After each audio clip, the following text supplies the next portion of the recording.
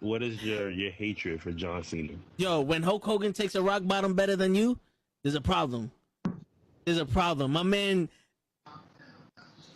All right, so give me the camera. One rock bottom. Yo, no, it's more than that. Show, give me the camera. I got the fucking camera.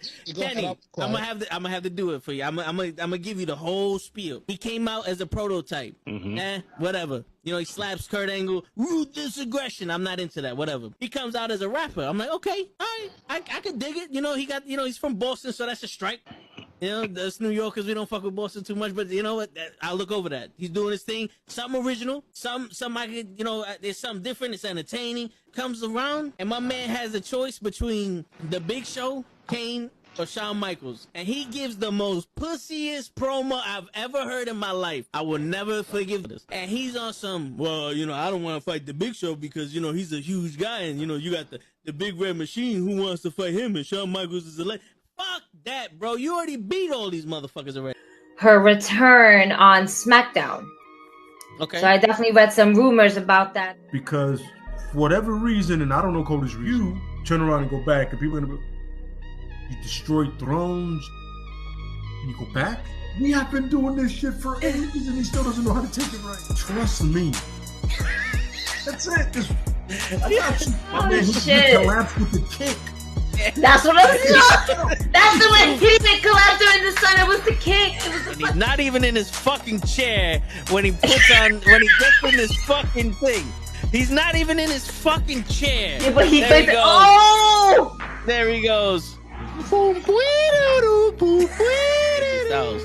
Both matches without the wrestlers were in the table. And on that note, everyone, it's your friendly neighborhood. I stay loose, I stay hype. I stay loose, I stay hype. I stay loose, I stay hype. I could do this all night, cause I do what I like. Yeah, I do what I like. Yeah, I do what I like. Sipping goose, sip is right. And I go with the flow. Yeah, I go with the flow. Yeah, I go with the flow. Cause I know I'm the show. In the zone, here I go. In the zone, here I go. In the zone, here I go. Yeah, they know I'm a pro.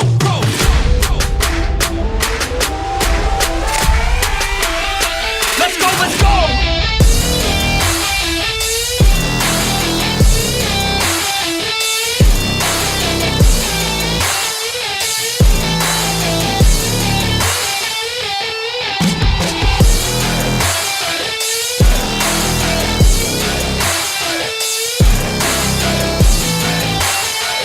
Yeah! Let's go! Here I go, I get lit, I get hyped for this shit. Right.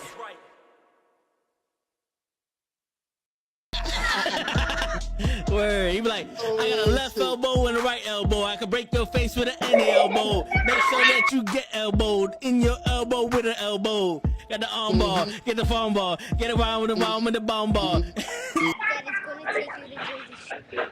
Yo, what's going on, every fucking body? It's Thursday night, and you know what that means? Wrestle with knuckleheads, and we got, Ray always says this shit wrong, we got PJ fucking Savage in the building. Oh, we got PJ Savage? What the fuck? I knew that intro was like 4 minutes. I slid right in, brother. I knew it was like 4 minutes. It worked out perfect. We're like, hey, there you go. He was ready. He was in gorilla. He was just waiting. He was waiting.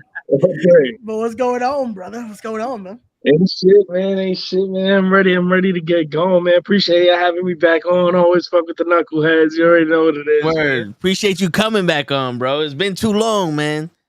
It's been too long. So long. Last time I saw you, I yelled at you. Word. Shit, I was like, where's Ray at? He's the problem. You know, Gigi is the head of talent relations now, so you know she's the one slipping. Don't tell her I said that shit though. Damn. Just throwing Gigi already under the bus. It's a new year, same shit. Word. You see how show is? Show just showing his chest. Yeah, you see? Look, he's flexing on you, PJ. We're gonna put show over there for now. So that word. Yeah, we don't need this no navel on the champ right here. Because you forgot to mention that. How you gonna give him an intro and not mention we got the current reigning? I just said his name because you say it wrong. But go ahead. How do I say his name? I've had him on the podcast. Say his name. Say his name. No, I'm gonna say it right. I'm gonna do the whole intro. Because I go ahead. as the current reigning and defending Titan Championship Wrestling and Funhouse Wrestling heavyweight champion, PJ Savage. See, you wrong. It's PJ fucking Savage. There we go. There we go. PJ Savage. That's not how you say it. My apologies. Shit. Again, because I can't say that on commentary. Bass in your voice. Wow. Yes, you can. I can't say fucking on commentary. Why not? Because you got to be. But you can say it on a podcast. Right? This is true. Damn. Shit. Now you got commentating over here. Now you got PJ coming at me. Damn. Right? Shit. Say it right. You can say it with your chest. Word. You gonna have show P your muffin cap back blue and shit. But yo, PJ, you know we started with the 6 random rapid questions. Are you ready for this or what? Yeah, hell yeah. All right. We gonna see what it's like tonight. All right, number 1, KFC or Popeyes? KFC. Yo, my man. That's it. Shit. Number 2, KFC. Is Yonkers upstate New York? Yes. Thank you. See, this man knows some shit. This is why you call him PJ fucking Savage, even on commentary. Yonkers, and I love Jadakiss, but Yonkers might as well be Staten Island. Yo, like, for real. Yeah, for real. That shit's like fucking 4 hours away and shit. If King Kong wanted to smoke, how long would it take you to knock his ass out? One more fucking punch, motherfucker. Godzilla in this motherfucker. Word. All right. Number 3. Can a plastic surgeon fix a plastic toy or are they fake? Oh, that's confusing. Right? That's confusing. Can a plastic surgeon fix a plastic toy or are they fake? I mean, yeah, he should be able to, right? Yeah. He should be able to, but I don't think they can because they fake. I don't know. That's a good one. You're going to make me think on that. Yeah, You're going to make me think on that. I'm going to get high as hell one day and just like, really just like, that's all I'm going to think about. Word, because if you think about a plastic surgeon really fuck with silicone and skin. They ain't no plastic going in nobody. Damn, that's actually a good fucking question, Toad. Damn. Yo, you see what I'm saying? He really touched on something. He touched. He had a good ass edible last night, and he thought about this shit. Shit. Yo, shit. I'm telling you, yo, this is why I am a fucking journalist.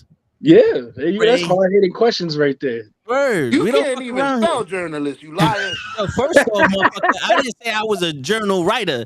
I said I'm a journalist. I tell people the fucking news. I don't write it. Newspapers don't exist no more, show. Shut up. Get the fuck out of here, show. He's dead of him too. He's dead of him. Word. He's dead of him. He said, don't question my integrity as a journalist. That's right. Shit. Right, my investigative journalist integrity and shit. So it's Tony Soprano shit. He's like, I'll bring you back in, but I can take you out. Word. Shit. All right, number 4. A cat walks into a bar. What's the first thing you ordering at the McDonald's drive-thru? What the fuck? Shit, McDouble small fries and a Dr. Pepper, and fuck that cat. There you go. That's the true answer. Who gives a shit if a cat walks into a bar? We had the McDonald's drive-thru. I'm from the hood, the bodegas, nigga. The cat's on the bread the whole time. Nigga. You gotta smack that nigga away to do the bread. Yo, that's the boss right there. He worked there, man. Word. That's it. You leave bodega. You need the money with the cat when the not there. Yeah. And that cat just put his paw on the money, like, all right, I got you. It just give you that side look like, and then go back to the shit. Word. Like, get out of my fucking store. Shit. All right, last question. Then I got a bonus question for you. But the last question: are you an Avenger or are you a Justice League member? I'm an Avenger. There you go. Batman's my dude, though. Batman's my favorite superhero. Batman is Spawn, but Marvel's where it's at. I hear you. Justice, I can't fuck with the Justice League. Like, I don't like Superman. I don't like Aquaman, Wonder Woman, or Thought. I don't like any of them. Word. I don't like any of them. Give me the Justice League, Black Widow all day, Captain America, Thor. I fuck with all of them. Hulk, you're not fucking with the Avengers. You're not fucking with that. Word. Nah, I feel you. Shit, it's like they got it right with Batman, then they fucked around with the rest of them. They fucked up everything else. It's like Batman is tough. Batman, the villains, everything is tough. And then when you go to Superman and Lex Luthor, I'm like, what is this, bro? I can't read this. Word. I used to work in a comic book shop. I could not get into DC for the life, man. Couldn't do it. I hear you. I saw my man get electrocuted, and I'm like, how is magic and electricity gonna hurt your ass, but you can walk into the sun? Wait a minute. What's going on here? This don't seem right. I couldn't. I just couldn't get into it. I can't. DC just, I don't know. It's like it's too nerdy. It tries to be too nerdy sometimes. In my opinion, with DC, it just tries to hit that nerd note. And it's like it's just pointless. That just made shit corny. Word. Nah, I feel you. Especially these stupid ass movies. Yeah, fucking the movies is crazy. The movies is crazy. You see, with the Marvel superheroes, they all simple as fuck. Like one dude's a god. The other dude got injected with some super soldier serum. The other one just gets green when he's angry. Like they just super simple. Like Aquaman, like I don't even know his whole background. Like there's 8 different stories. Yeah, Superman's a baby from another planet that got shipped on to. Like it's just crazy. Like it's all over the place. I can't. I could do Batman. His mom and dad got shot. He got mad money. And now he out killing everybody. He getting everybody. He killed people. He just want revenge. Yeah, like, I am Batman. Like this is fine. Yo, dead ass. And he want to smoke. Yo, he just wants to smoke. That's it. Bro, my favorite scene in movie, and I was mad touchy on the last Batman movie. I wasn't on Robert Pattinson. I didn't know if he was gonna do it. And I fuck with Robert Pattinson. Robert Pattinson, that one scene at the beginning of the movie on the train platform when he come out the dark, and I tried to do that shit on my page. Go to IG. You see me walking down the side. I tried, bro. I tried. It worked out though. It worked out. It worked out for the promo. So fucking up everybody. I was like, I'm done, bro. No, I got goosebumps. No, I'm the rock right now. I got goosebumps. That shit fire, bro. That shit fire had me right now. I spent 4 hours through shit. Yeah. The only problem I had with that Batman, with that Riddler, was like a leather fetish sex person. I was like, I don't know. It wasn't really Riddler. Yeah. And then I don't know. I don't know what they're about to do with the Joker though. Like he looked too disconfigured. It's too much. Yeah. It looked like he got bubbles and shit on his face. Like, Joker, just give me something simple. Like Heath Ledger's Joker is the best one ever. Yeah, that's untouchable right there. That's man, and he changes his story all the time. You want to know how I got these scars? Like, it's so fire. It's so fire. That was you can't top that. That's it. That is. Yo, fun fact. I don't know if y'all noticed. My logo is actually based off the Batman logo. Oh. You know, now that you mention it, now you can see now you see it. That's why I wear it on my chest. Now you see it. Now it makes sense. Now it starts to. There you go. Shit. That's fine. The bonus question before Ray gets into all this mathematics and shit like this. The bonus question. That's what I do. I bring mathematics into that. Yeah. You know, I gotta keep it light. I gotta keep it funky. But the bonus question, the hard-hitting question, the question everybody's afraid to ask you. Why the fuck is Santana ducking you, bro? Oh, now you know what, man. You know what? And I don't know him. I don't know him personally. I don't. Yeah. It's like I said on Respect the Craft. It's like when you're on the hood. When you're in the hood and there's one dude that controls this block, and on the next block, there's some random dude that came out of nowhere. And all of a sudden, he looked like he gonna be next. If you that dude that controls the old block, you're not gonna pay him no attention. Because if you pay him attention, you're going to give him clout, you're going to give him story, you're going to give him something to come after you. All I'm asking for, honestly, bro, I want the match. I definitely want the match. But if he ain't never going to give me that match, acknowledge me, bro. Give me some kind of respect. Like, let me know you see me. Don't try to act like you don't see me. Like that, it's crazy. It's crazy how like and I know he's not. I'm not probably not even on his radar. You feel me? I'm probably not even on his radar. You know what I'm saying? But when he showed up at ETU, he called out Homicide and made it such a big deal, and it is a big deal because it's Santana versus Homicide. That's crazy. But you ignoring me, and I went to war with Homicide, and everybody was talking about it last year. You're not gonna put me on that level? I beat Kobe Carino in North Carolina, went toe to toe with Shane Taylor, went toe to toe with Willie Macklin, Parker, like all these dudes, went to war with them, banged out, beat them. And you're not even gonna look at me, but that's the New York scene right now, man. It's crazy with New York, bro. It's like especially for me, I'm finding myself like half these places don't know me, bro. Like House of Glory, the reason I never walked through those doors because I never trained at that school.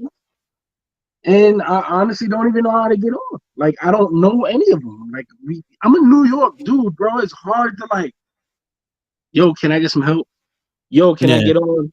It's hard to do that, especially like, I feel like I've done that to a degree and I've gotten my hands smacked or like the door shut on me. So when you do that to me, especially from us coming from New York, when you do that shit to me once or twice, I'm not doing it again. I'm not going back to you. I'm not talking to you. I'm not trying to get on. I'm not. Nah. All right. Fuck it. I'm gonna find my own way, bro. Like right now, like look at me. Like I feel like no one in New York that has a platform. House of Glory, Battle Club.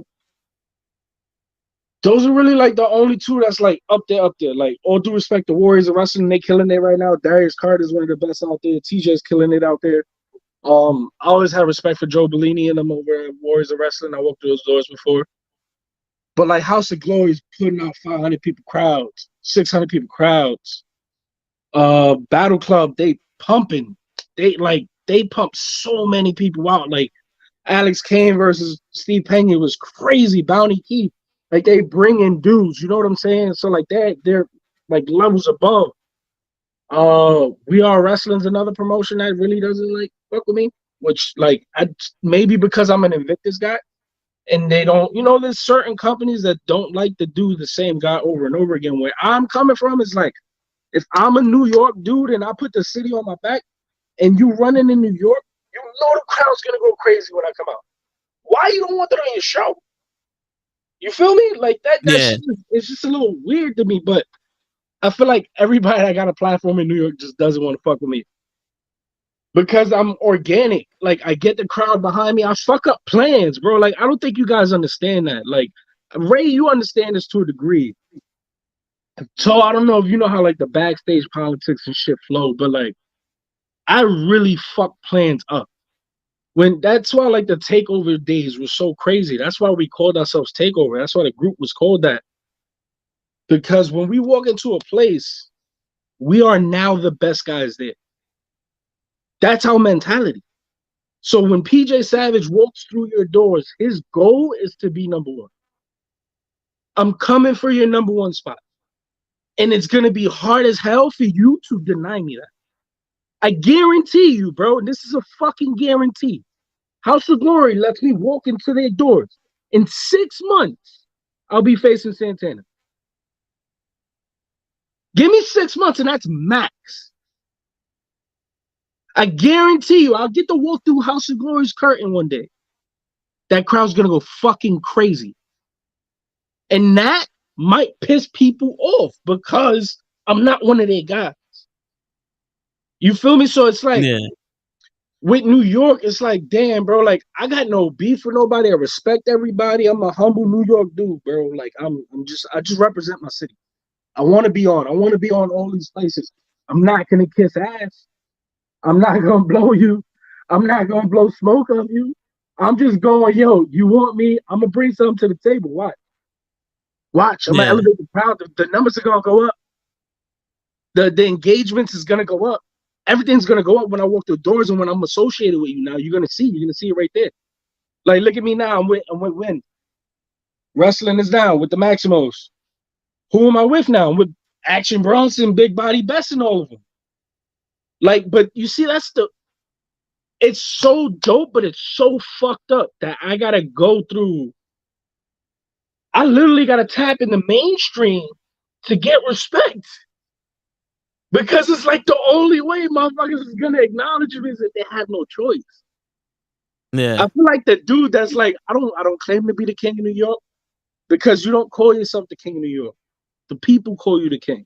Yeah. That shit is given to you. You know what I'm saying? I've made it clear. I want to be on the Mount Rushmore, and I want to be on the motherfucking middle of that shit. You know what I'm saying? I want to push two motherfuckers aside, step right into the middle, whether that's Homicide, Eddie Kingston, Mac, Mob, all these dudes, Key, Red, all of them. I got respect for all of them. They are my kings. I stood in the middle of the ring with Homicide. I looked at him, bro, and I said, yo, because he's a humble dude. That's one of the most humble dudes I've ever worked, ever been in the ring with. One of the best to ever do it. And I looked at him, bro, and if you ever get blessed to have him on your show, you ever have that conversation with him, you could ask him. I looked at him in his face and I said, yo, do me one favor, bro. My kings should not be humble.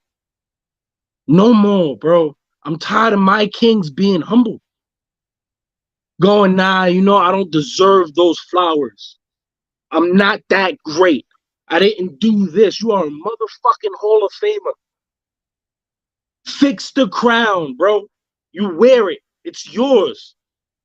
Homicide is the king right now because of everything he's done. And who's next? Eddie Kingston. Say anything you want in New York City. I don't give a fuck. It's those two guys. There's been so many others that are on that Mount Rushmore. You got Key, you got Red, you got all these guys that have done it. But yo, look at what these dudes have done in this business. And then for me, like a Ring of Honor mark, I watched that shit when I was a kid, bro. Like I watched Homicide beat Daniel Bryan. Like that was real. I put that in my promo because that was real, bro. I watched him go to war with one of my biggest influences in Jay Briscoe. That's why I hooked up with the Maximals. So there's a lot of shit that I've watched these guys go through and do that it's like, damn, bro, you can't deny those dudes, bro. But you know what irks me? And I'm not saying Santana's doing this, and I'm not saying anybody else is doing it, but it is happening to me. I do feel like it. I feel like the dudes that look like us, that we came from the same upbringing, we all from the hood. I'm like legit, bro. This is not a game, bro. This is not a game. Like this, I got the bodega right there. This is not a game. I don't live in Jersey. Like this is not like I live right here, train right there. Not a game. I feel like everybody else, like let's say for instance, for example, like again, I'm saying I don't think I'm on Santana's radar, but if he was to look my way, you know how much he can help me? Yeah. You know how much he can help me just even by going back and forth with me, by going, who the fuck is this? Or even by sharing that shit because I know he watched it. But no share, but then puts over that he went over, he fought some fucking dude with a nice body that's at Impact saying he went to war. Fuck that, bro. I don't give a shit. You would have went to war with me, bro. And that's real shit. It would have been a real war. We would have went at it. We would have threw ourselves off the rafters. Give me a fucking chance. Stop ignoring me, bro. Real shit. Why are we doing? Why is he doing the same shit to me that the motherfuckers did to him? I think you just nailed it there, bro. Because I think that's real. That's the problem. That's the problem. Yeah, it is, but look at this. Look at it this way. I'm gonna play devil's advocate with this because look at the evolution of who Santana is now. We know him as drastic. Yeah, we saw the days of drastic. We saw the days of having to climb the ranks, having to be the EYFBOs, to finally getting a shot through Pazuzu, getting his ass kicked, and still getting ignored. But if you think about that, what that went to finally now, because you look at it, for years we've given flowers to the guys like the Moths, the Max, the Keys, the Homicides, the Reds, the SATs. The list can go on. The rest in peace Xaviers, those guys that built the way for us. But guys like Drastic, guys like Ortiz, they were right behind it. And now it took time to finally give them Yeah, nah, and I get that. But the thing is too, like, on even like with Kingston, bro. Yeah. Look how long it took Kingston to get to this point. Yeah. You know what I'm saying? And why did it take that long? It's not because Homicide didn't help him out. Homicide's his mentor and shit. Homicide just wasn't in those places. Yeah. Because at that time, the guy with the beard that was Puerto Rican, that was dark, we were just thugs, bro. Yeah. Mac talks about it all the time. Our kind wasn't allowed to stay in Japan. It wasn't SAT have stories in TNA about how they were alienated and shit like that, where it was like, remember how the SAT gimmick got created? Was because like that. That's what I'm saying. So it's like we all had to face our trials and tribulations, but like, what if there was an Eddie Kingston before Eddie Kingston that was able to help Eddie Kingston and lift him up? He would have got there 5-10 years sooner. You know what I'm saying? He would have got there a little bit quicker. He would have got there a little bit quicker. Look at Homicide. Look at Santana and Ortiz. When they got it because there were so many people at that time rallying around them, and they were killing it in House of Glory. I remember when they went to Impact. All I'm saying is, if one of them, and I'm not asking for a fucking handout. Yeah. I'm not. I'm just going, yo, don't act like I don't exist. Yeah. Don't act like I'm not putting on for the city. Don't act like I'm not cuffing this claw. Why can't we all be brothers? I hit up Eddie Kingston all the time, and he gives me advice. I have the messages. He doesn't know me from a hole in the wall. He still gives me advice anytime I hit him up. Never met this man in my life. And I'm not saying what Santana's doing is wrong. Maybe he's making me earn it. Maybe he's making me fight for it. You know what I'm saying? Make enough. I remember, and I'm not gonna put this promoter on blast, but I got a big chip on my shoulder. There was a promotion. I might have already mentioned it. And fuck it. It was ETU. So met whoever was running that fucking promotion. And this is a couple months ago. I'm with my kids. Crazy. Somebody introduced me. Hey, put PJ on. Promoter looked me dead in my eye. The owner, whoever the fuck he was. I was like, when you make enough buzz, I'll give you a call. Give me one of those pats on my shoulder. And I was like, But then I know I'm looking at your roster and I know half those guys didn't even put half the work I ever did into this. And it's like, damn, bro, like, if you know me, you heard some shit, you don't want to fuck with me. Because saying I didn't make buzz and I've seen some of the people you use, and I'm not throwing shots, 75% of that roster nasty. But you're not going to tell me every person on that roster is better than me. Because the moment I get on that roster, I'm going to shoot to the top. I promise you. And that shit isn't going to be a coincidence. You know what I'm saying? Nah, I feel you. That'd piss me off. Bro, like, and I'm still with that right now. Like, that shit is eating me. But it's in my head, I'd have been like, the minute I make that buzz and you call me, I'm too big for you, player. You fucked up your chance. I know that's my ego. I know, but that's my ego. Like, because I get curved all the time with niggas when I ask for interviews and all that other shit. And it's one of those like, oh, well, we ain't big, but when we get big, you done fucked up. Because yeah, like you know before, I don't ask too many times. You know what I'm saying? Like I take something. Sometimes it's that two. I told you it's that 2 times. You go sometimes that shit seem like disrespect. It is, bro. It is disrespect. And we raised on we can't take no disrespect from people. That's why guys that are cut from our cloth in the 90s, in the early 2000s, wasn't allowed into WWE. Wasn't allowed into these big companies because we were like, fuck yo, we're not tolerating disrespect. Fuck you. Yeah. I'm not gonna let you, not gonna pull my man card or whatever. But now it's like, and believe me, I'm not one of those guys when I'm in my professional setting and when I'm in the business. But like right now on this podcast, vented to you guys, I can't help but feel like I am sort of being held down. Like there's people going, I'm not gonna give you the spotlight because why? I want to make my guy in. I want to do this for my guy. I want this guy to be what you're trying to be. So I'm gonna push it that way. When I'm looking at everybody going, yo, y'all see I got the juice, bro. So why y'all denying it? Like that's fuck, bro. Like it's here, bro. Every time I come out, every time Cyrus hit, fucking places go crazy. They have fun. It's crazy. I interact. I go crazy with the crowd. I always leave with, and I don't call them fans. I call them family. I always leave with more family members. Always. Merch sales is crazy. Every time I put out my merch, it sells in 24 hours. Like I have a following. Don't fucking sit there and tell me I don't got no motherfucking buzz. When you got guys in your roster that can't lace my motherfucking boots. It's real shit. Why? Because I'm not kissing your ass? That's that favoritism bullshit. That's exactly what it is. What's up, PJ? How you doing? What's up? She just walked in. Get right into the fire. Right into the fire.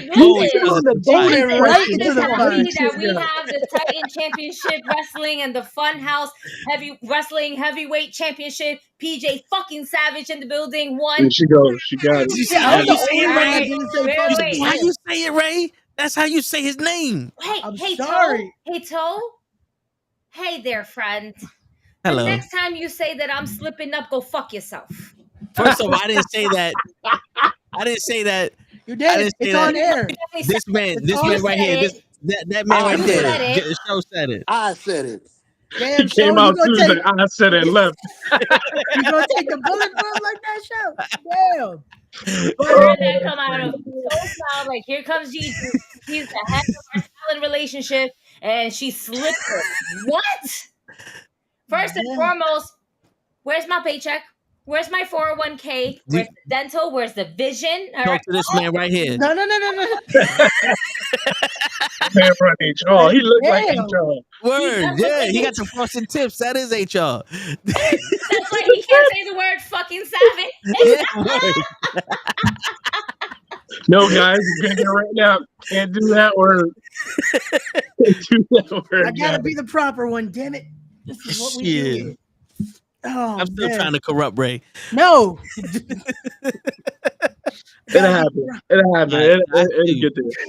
But to get back to what you were saying, PJ, it sucks because you have these independent shows that are the organizations that really do play favoritism to their own guys and everything, and holding guys like you back and everything because we've been to enough wrestling shows where we see you and then we see another person and it's just like, wait a minute.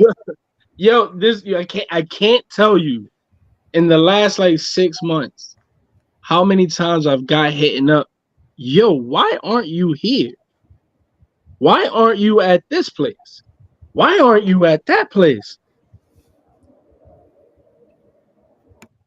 Don't know. And it's not a situation of closed mouths don't get fed. Like I've reached out.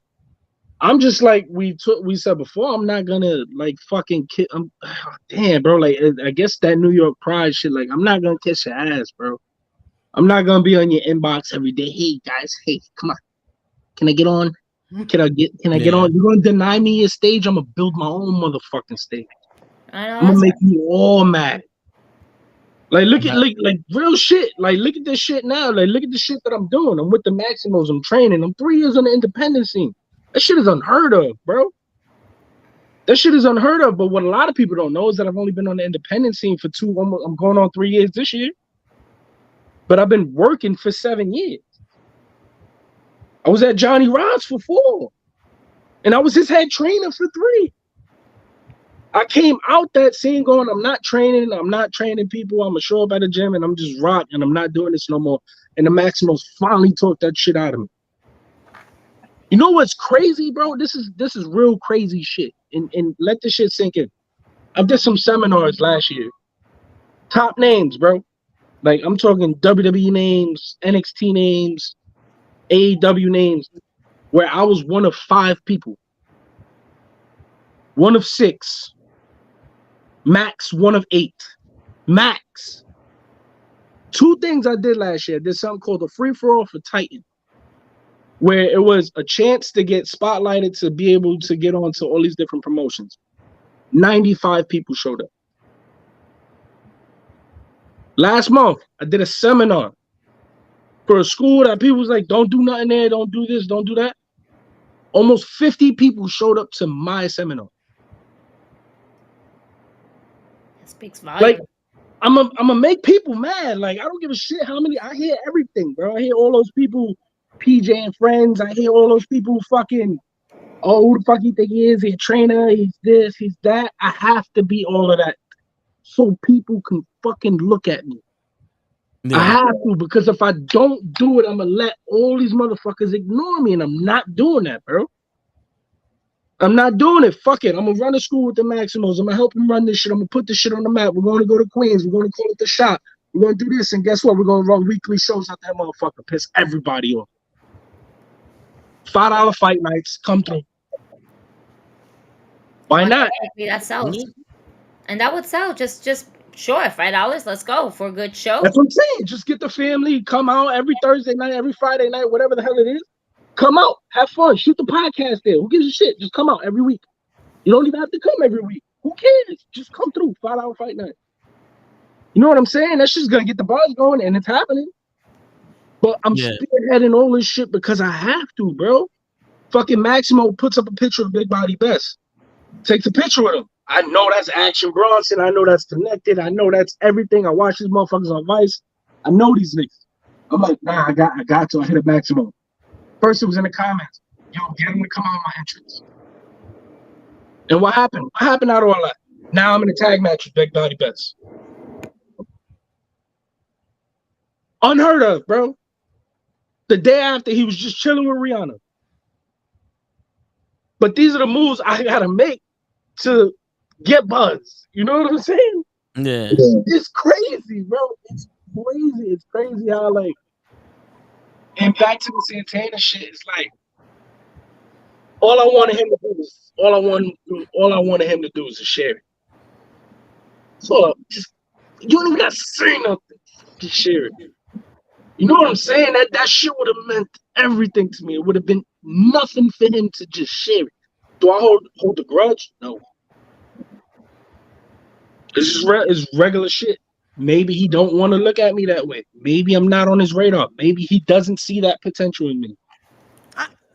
It could be a lot of things. It could be a lot of things. But just know now, when it does happen, that it's official and you see PJ Savage versus Santana, it's going to be fucking real. It's going to get uncomfortable. Yeah. It's going to be real. And you know what's going to fucking happen? PJ Savage and Santana is going to sell out an arena because it's real. Because you're invested. You don't got to bring in a motherfucker from New Japan. You don't got to bring in Matt Cardona. PJ Savage with nothing on his back, with no one fighting for him, no machine, no spotlight. I'm going to sell that bitch out because I'm going to push him and I'm going to make it real and I'm going to make him uncomfortable. The first thing I'm going to say when he pops up on the screen next to me, why the fuck you ain't share it? I know you watched it. I wasn't good enough. I'll show you how good I am the moment I walk out that curtain. And you know, there's so many similarities with him. I got so much respect for him, bro. Just he's literally one of the forefathers now. He might not know it. He's one of those dudes laying out the path. He's from New York. His favorite wrestler is Bret Hart. I got a mini Bret Hart shrine in my living room. Just so many similarities, bro. Like, he's that guy. And it's like, I just want that match, bro. I want that match versus him. I want it versus Kingston. I want Amazing Red. I want all the New York legends. Like, I just want those. And it's not like going, I want them and I want to beat all of them now. I want those matches. I want to fill my city's history. Because it's no one, and I promise y'all, bro, in 10 years, you go back and look at this shit. No one's going to represent New York City the way I am. No one. I'm going to take this shit to WrestleMania. I guarantee y'all, bro. I'm a main event WrestleMania in Yankee Stadium and win the WWE Championship. Go back and look at this shit 5-10 years from now. You heard it here first. We'll bring this shit to the Bronx, bro. Watch. Bring that shit back. No one going nowhere. Parking gonna be crazy. Hell yeah. It's gonna be insane. Gonna have Nikolai White outside just going nuts, bro.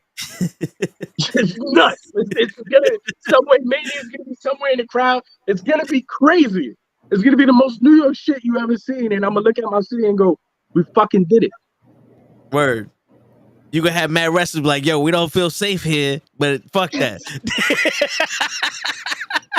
That's their problem. We know how to get around these blocks. For real, bro. You know when you're on the train, you gotta move over a little bit or just get to the next stop. You know, we know how to survive out here, bro. Hell yeah, shit. No, but I fucking feel you though, man, because it could be not like I don't want to speak for nobody, but I know the old heads. It's the hard way or no way. Because it's like if no one did this shit for me, I can't do it for you because you're not gonna learn the way I did. That's a New York. That's crazy New York. That is like that is us to the T. Like our fathers weren't really there in our life. Yeah. You know what I'm saying? So it was like our fathers was the dudes in the streets. Those are the dudes that helped that OG you had, that dude that helped you like just learn shit, the one that paid for your first beer, the one that took you to the basement for the first time, lit you up. Like this is like that was your pops, bro. That was your pops for the summer. Yeah. And you listen to everything you said. And when they see you come up too much, they don't fuck with you no more. That's why it's only for the summer. That's such a New York way of thinking where it's like, nah, bro, ain't no one help me, so ain't no one gonna help him. I'm not helping him. I'm not doing it because no one did that shit for me. Why do I get to make his road harder, easier? But you know what happens if they make my road easier? It's going to be easy for me to make the road for the person behind me easy for him. And then what's going to happen? New York going to take over this whole shit. Yeah. We put our city on. There's more Puerto Ricans on. There's more Dominicans on. There's more people of our color. There's more people. This is one of the reasons why I don't put the bandana on or I don't dress in shorts or like the few times. Like, yo, if it was up to me, my wrestling gear would be custom Adidas pants with the Timbs on. That would be my wrestling gear, bro. But there's a reason I wear the cutoff t-shirt with the tights, the boots, and fucking try to do my shit to look like a wrestler because there's a part of me that goes, don't want to look like a thug.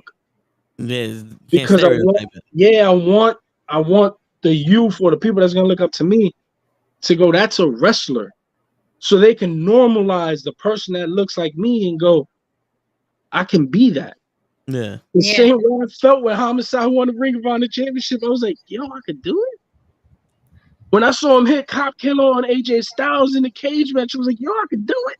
Yo, that could be me. Yeah. That's what I'm saying. Like, imagine you got me doing that at Yankee Stadium. It's crazy because in New York, bro, I never forget this shit. My 6th grade teacher, I was playing basketball and baseball. And he goes, Mr. Hartfield, fuck that motherfucker. He goes, I write an essay or some shit about how I want to be a baseball player or basketball player. And he goes, you're never going to be nothing, kid. Just get a job. Bro, I was in 6th grade. But that was the mentality of the hood. Like, that was the mentality. It was either you're going to be a rapper, you're going to get out, play ball. And since I'm Puerto Rican, ain't no way I'm going to play basketball. Yeah. Right? He was right. He was right. But none of us even know that there's an avenue to become a wrestler. Yeah. Like, bro, I was probably, I was in my 20s where it was like, wait, hold on, that's possible? Like, I could do that? Imagine if I knew that when I was 16. I would have started it. But, like, it's you got to be in those inner circles back then to know that you can do it. Like, you got Kingston and all of them. They all were together. They're all family members. Key, Mac, all of them. They all know each other, so they knew they could get into wrestling. Yeah. You know what I'm saying? It was different. So it's like, if it's different for them because they know, but persons that don't know, how the fuck I could be the Rock? It's I could do that. You don't know that. I want motherfuckers to know they could do it. Shit, until Gigi took me to my first independent wrestling, I didn't know there was wrestling schools in New York. Because every time when I was in high school, everything I looked up was in Jersey or in West Bubblefuck or some shit. It's like, I can't even afford to get there, let alone pay for the fucking school. Yeah, and bro. I wanted to be a wrestler when I was a kid. You know what I'm saying? So then I see this, I'm like, oh shit, they had this shit in New York. Like, I'm fucked up now. So it's like, you know what I'm saying? So it's like, I could do it, but it ain't gonna be a long fucking time. You know what I'm saying? Like, I ain't got years in me like that. It's crazy. You gotta, like, bro, it's so crazy, bro. And then, like, for me, like, I got blessed to go down to Johnny Rod's and even have the money to pay for the tuition, bro. I think that was the first year I got a decent income tax, bro. And like everything lined up. Like I didn't even know I could be a wrestler. It got brought to my attention one day. The next day I looked online, saw school, and then was like, oh, wait, let me go. And the next day that I went to the school, my income tax hit. I was like, fuck it, Johnny, take all of it. Yeah. I'm going to do it. Like, fuck this. Like, I'm doing this. This is all I'm doing. I don't care. Let's get going. I'm going to start my shit. Like, I got lucky, bro. And I know what it is now. The tuitions and motherfuckers paying. Like, that's why Johnny's was so good, because you can pay, I think it was like 3-4 G's. You pay him one time, you got a lifetime membership, and you got to pay monthly. On top of that, you still got to pay monthly. Yeah. You know what I'm saying? And then I know other schools, it's like you pay 2-3 G's, and you're there for 6 months, you're there for a year. Like, I was looking into going to Cody shit just to go to the Nightmare Factory. Even though I got kids, it's hard for me to get out for 3-4 months and go to Atlanta just to leave my girl with the kids. Yeah. I can't really do that, but I looked into it, and it was like, damn, 3 G's? Like, fuck, 6 weeks? Word. Let me get on action. Again, but it's making your way the way you have to. And that's, I think that's I wanted to say it earlier. I think that's the thing with a match like this. Like I said, playing devil's advocate with it. Drastic. Again, I can imagine he's seen you. There's no way not to. Yeah, especially who you faced, who you've been around, who's already talked about you. Yeah. There's no way he hasn't. But it's that thing of, think about this. If that 16-year-old PJ would have known about wrestling, would you be the same PJ now? Oh, hell no. Hell no. So I would have been a mark. Think about this. It would have been a mark. If you would have been, let's say this, the PJ that didn't beat in, that PJ, the one that wasn't ready for that war, would have faced Drastic then. What would have happened? Yeah, I would have got killed. So think about that. The evolution, what you're going to. The PJ that we know now, like I said, I gave you your props after that because I saw a different side of you when you beat Gango. And I gave you your props because I said it. That's my boy. But you did something where it was like, fuck, you took that title. It wasn't just a win. It was like you proved this was now going to be a different era at Titan. You proved this is going to be more than just, it's not just a promotion. It's not just, it's a Savage era. No, it meant something. It was more than just a nice little, this is how we're going to promote this. It meant more behind it. No, and that's what I'm saying. So it's one of those where I can imagine Santana sees the same. That's like, you know what? There's something there. He needs to get here. Because he could see that. He could see how he was that type of kid too. He was that guy that, again, they didn't put EYFBO on. The years at Hog, because I was there when they got their first tag title shot. Where they were just like, oh shit, maybe one day. Then they finally win it. And even then, it was like, okay, cool. It might be something one day. Then when they finally get that recognition, and now everyone's talking about Santana. It took years. It took years for that to finally now everyone wants to talk about Santana. Everyone wants to talk about Monkey and those guys. Yeah. So it's about making it where now it's like there's no way anyone can deny it. Yeah, and like with Santana, like even when you put that graphic up, like it just looks crazy. Like it just, and it's like there's something about it, bro. Like where like, if that graphic ever became real, there'll be buzz, bro. There'll be some real shit like, something about to go down. These promos about to be crazy. I got to see these two next to each other. I got to see a face-off.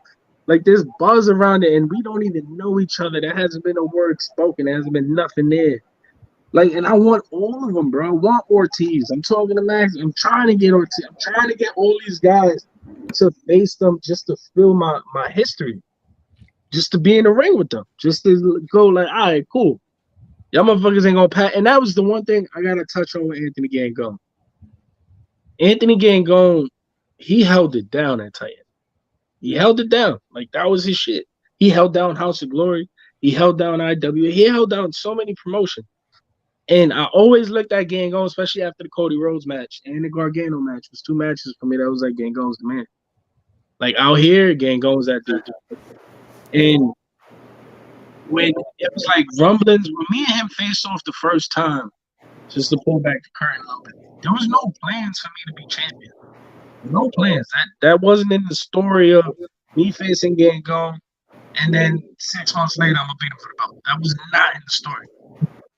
Me and him had that match, and we pushed each other to the fucking limit. Like this back in March, Courage and Power. I got a fight forever chant, and it was me and him looked at each other at the end of that match, and we was like, there was something here. There's something here. I felt that little tickle. There's something there, motherfucker. Don't deny it. And then the next day, he went up and put a post up. He was like, if anybody's gonna take this belt, but it was the words he used. He was take. He didn't say anybody I'm gonna give this belt to, and that's where I give him props. Where he was looking at me like, if you don't step up, plans gonna change. If you don't become who you should become and make this your era, you ain't getting these titles. But I feel like that's my detriment too. Like that's my issue, because it's like every promotion I end up walking into, it almost becomes like, yo, when is it gonna be PJ's era?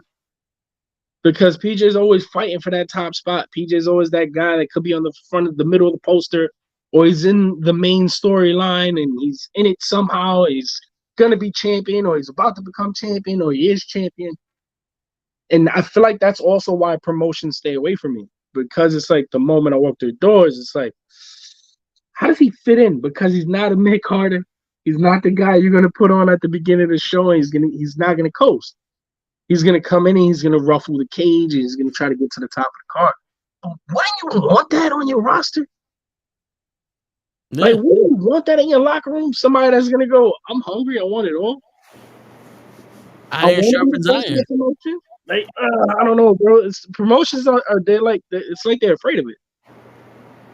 Or they're again bringing that favoritism back to their person, and they're like, no, we can't do that right now. No, we can't do that right now. No. We're gonna wait on this because this is what we need to. We need to wait on this. Why? Why? Because we need to build. What's the word? We need to build this up. And it's like it's already built up, bro. It's already here. Like it's organically built up. And I just want to go, nah, fuck him. Who the fuck he think he is? Yo, if you're a person, and this is me speaking from my heart, if you're a person that looks at this or looks at me and sees my shit and goes, who the fuck he thinks he is? Let me walk through your curtain one time. You're going to see it. You're going to see it right there. Somebody's going to look at you, call you stupid, or you're going to do it yourself, and you're going to go, holy shit, this kid's got something. It's something. I'm telling you, bro, all these places that are gatekeeping and not letting me in, I feel like Cat Williams right now. All these people that's gatekeeping right now. This one let my ass in. Fucking Kevin Hart. Where you at?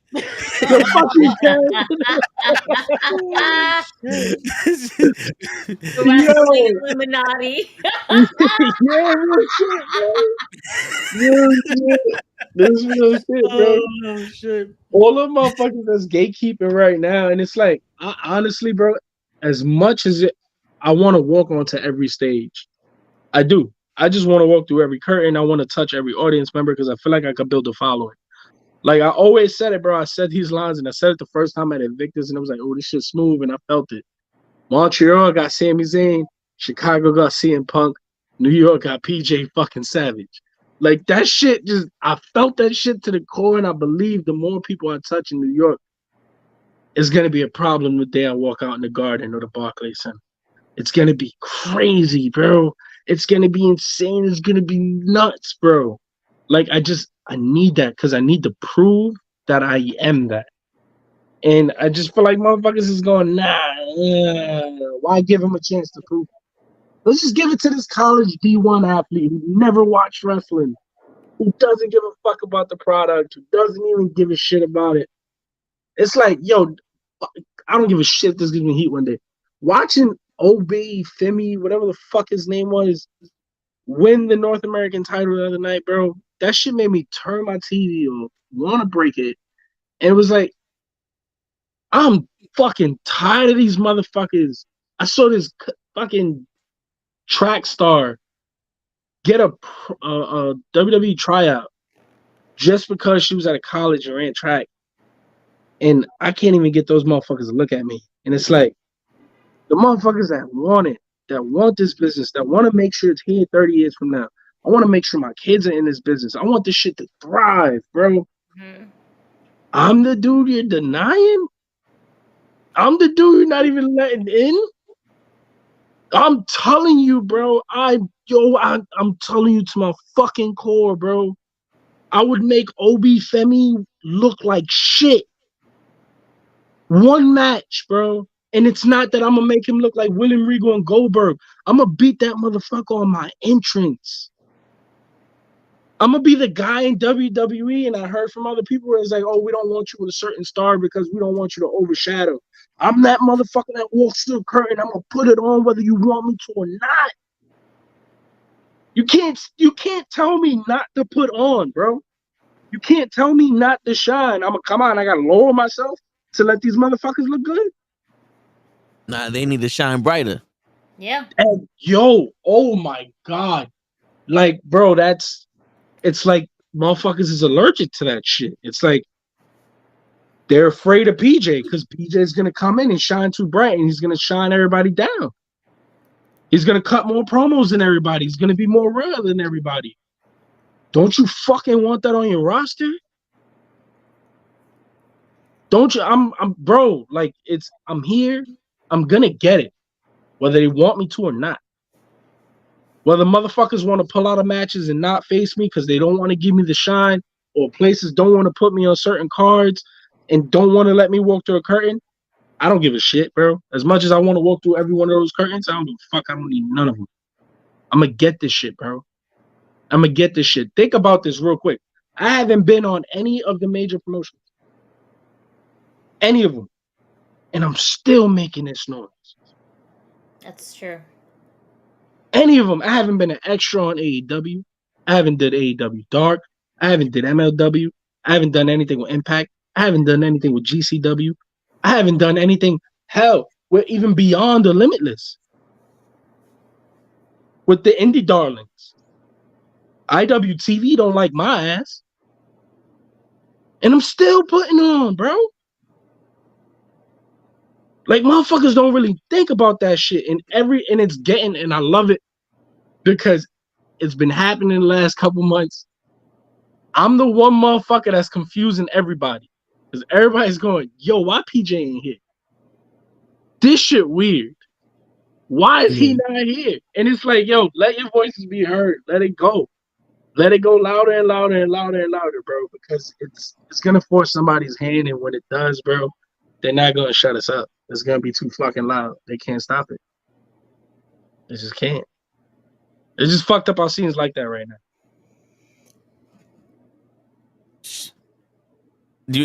Because you fuck up the plans, bro. I told you. Like you said earlier, you fuck up the plans. Because you got fuck up plans, bro. Yeah. Because you got that guy that's supposed to be the top star and he ain't doing shit. You walk in there and everybody know you, and now you outshine them. Instead of for being like, yo, this is a place where you gotta step up your game or you get lost in the sauce. It's, well, if this flashlight work, don't bring it here. We got the dim one here. That's good enough. You know what I'm saying? Use that one. Okay, we don't need new ones. We don't need that bright shiny one over there. But it doesn't bring no light to the actual promotion. It doesn't put, butts in seats. It doesn't do much as the next person. This is why we need PJ Savage on there so they can get to talking. They know your name alone, PJ Savage. Oh, this nigga's name is Savage. Oh, he like fuck up some shit. Like the people in the wrestling, like the wrestling promotions that we've all been to and everything like that. They need someone like you because you are essentially the glue that's basically going to be like, this is where we set the bar. Time for y'all niggas to go up higher. Y'all can't do that, then fall in line. Because this is where it's at. And that's where the gate comes in. Because it's like, they don't want that. They don't want that, bro. They don't want it. You know what's crazy? And I usually don't do this. I make fun of Toe because I'm like, he's the one that likes to break the fourth wall. But I'll do it now. Fuck it. See, y'all wanted me to get a little off. I'll say it here. Okay, John about to say fuck it. I'll say fuck it. Because it's funny because I look at this and it reminds me because PJ said how the time is now. I feel like, unfortunately, for our scene, especially in the tri-state, it's been something like that for years. Because there was another group. Because I think I look at this, it's how they treat guys like PJ, it's how they treat guys like Bougie, Jocko, Face, because if they were the guys that were taking over for a while. They put on their own crusade, if you will. But if you look at years ago, there was a group that also were held back for doing things similarly. And PJ knows where I'm going with this. The crusade for change. Yep. But you look at where they are now. You look at what Gangone is doing. You look at what Darius is doing. You look at what TJ is doing. You look at what guys like the Minimet are doing now in their own ends of the spectrum of the business. And I think that's one of those things. Unfortunately, it sucks to have to say, I guess we have to wait for time to fucking work, but it shows that it can happen. There is ways to break through that gate, even if there's people trying to hold it back. Even with those dudes, bro, like even let's say just TJ, Darius Carter, and Anthony Gangone. Why the fuck isn't Darius Carter on TV, bro? That part. And as much as I hate that motherfucker, as much as I want to fight him, as much as I want to go toe to toe with Darius Carter, I want to go into a feud with him because there's respect there. Like you saw what I did with Gangone. I got respect. You saw what I did with TJ. Like it, bro. Like I got respect for these dudes, and I feel like me and Darius ever got the platform to do something, it'd be really, really fucking special because I feel like I'm the most organic baby face, but I am kind of heelish, but I'm a baby because I'm just organically with the people, and he's just the biggest heel out here. So you're putting the potentially the biggest baby face with the potentially biggest heel. We could make some motherfucking magic. But even with them, like, why is Darius Carter not on TV? I don't get it. TJ Marconi is 7 foot, big man doing the Undertaker shit on the ropes. He's going viral every other month. Why the fuck isn't TJ on TV? Anthony Gangone. That blows my motherfucking mind. I'm sorry, bro. And it's crazy because it's like, I feel like it's our scene that holds our guys back. Because then, and I want to face Bounty Keith. Bounty Keith he's one of the guys. He's hot. He got buzz. You know why he got all that buzz? Because his people in Texas really got behind him. And they pushed him. And they helped him get to these places. And they helped him go forward. And they did this. They helped him get flights. They helped him get bookings. All this shit. And he's on AEW. Yep. Mm-hmm. Look how fast he got there, bro. And I'm sorry, bro. Darius Carter, Bounty Keith. Darius Carter, another level to me. Bounty Keith is up there. But damn, look how fast he got it. No, it's true. It's true. He started doing he started doing dark first, and then just progressively is now on a weekly show. If you really look at it, he's there. He's on Collision. He's on Ring of Honor. He's on all of those. He just did Dynamite last night. He did Dynamite last night. So yeah, and it's one of those things where it's like, if you give a guy like Bounty Keith a chance, he's gonna excel. And look how fast he's, even despite his height, despite his skin color, look how well he's doing. But that's because, you know, he pushed, he worked his ass off, he connected with the right people. But again, I feel like he didn't have to go through this New York bullshit of like all of us just pulling each other down. Yeah, it's crazy because I make the joke that the Bronx is a different country. It is. You know what I'm saying? You know, but like outside of the 56, New York in itself is completely different from every other place. We gotta battle each other while still showing respect. It's weird because we compete with each other, hold each other down, and still show each other respect. Yeah. But everywhere else in the country, they look at New York like we the outsiders. Like, nah, these niggas is wild. They ain't gonna fit in here. They gonna come in here and fuck shit up because these niggas is rude. They ain't got, you know, they mad all the time, all that other shit. But they don't know that that's how we have to be. Perspective is all jacked up. Yeah. Perfect example for y'all to push it into perspective. And this is no disrespect to the people I'm about to mention. All the people I'm about to mention is highly, highly fucking talented. But everybody in that New England area, right? Couple names that come to mind. Alec Price, Miracle Generation, Ichiban, Those guys, right? Let's just take those guys. Even like you could throw Richard Holiday into that mix. Okay. You take all those guys, and they were about like a year ahead of me. Richard Holiday was almost a couple years ahead of me also. When it comes to like hitting the indie scene 3-4 years ago. Yep. Their scene got behind them. Their scene, their Wagner connections, the Kowalski connections, it started at Test of Strength, and you could just see, bro, I went up there, went to those bookings just to pull the curtain back. You see how they all get behind their guys. If they go, oh shit, look, this guy's got a little bit of talent. Okay, what's the place that we're going to give this buzz to? Oh, Beyond? Beyond's going to be this place that we're going to call our big promotion, Limitless 2, Chaotic. All right, look, we're going to let JT Dunn play here. We're going to let these guys play here. But we're all going to put each other over. We're all going to lift each other up. And then when they come out of state, we're going to make sure they go over and they look good and do all the shit. But look at the shit that they're doing up there. Limitless is looked at as one of the best promotions. Beyond is looked at as one of the best promotions. Those promotions up there. But why the fuck aren't we looked at like that? Why? Because look at all the promotions we got down here. House of Glory acts like no one else exists. They don't have to. They don't. They don't have to mingle. But what if, bro? What if? What if there was like 4 or 5 guys, 10 guys that ran this shit like they do in New England? Because they do. They all fucking talk to each other. They go, yo, put over, work with each other, do this, blah, blah, blah. They put those guys and they put them in the spots so they can excel. Because if you let Ichiban walk through your curtain, he's going to win the crowd and he's going to fucking blow your mind. But imagine if we was in New York and House of Glory, Battle Club, Win, Invictus, all these companies fucking came together and was like, all right, from everybody here, who's the top guys?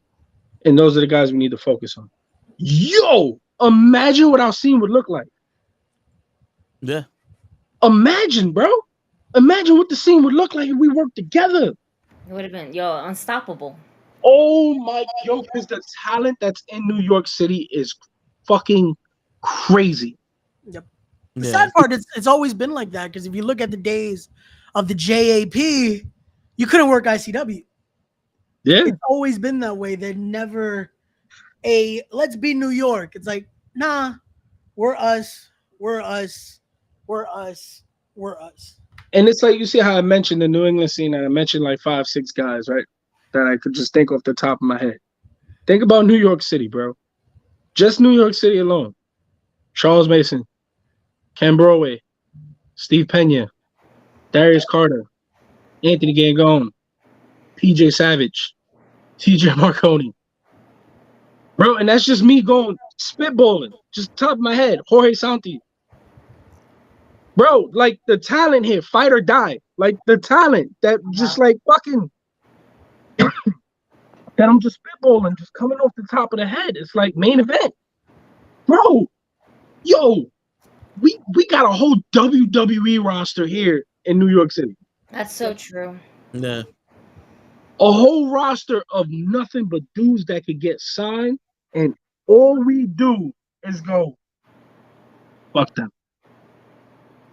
Fuck that guy. Oh, PJ's opening. He's opening the schools with the. They get trained. Fuck him. Put him down more. Make sure no one sees him. Don't let him in. Yeah, it's crazy. Because there times you go to one show and you're like, yo, this dude is nice. You go to another show, he's on that show. Like, why are they doing this with him? Yeah. And like I'm not too privy on the independent scene. I'm what, like 2-3 years into it now with. We're going to shows and sponsoring all that, and I'm recognizing this shit, and I'm like, why are they using this guy this way?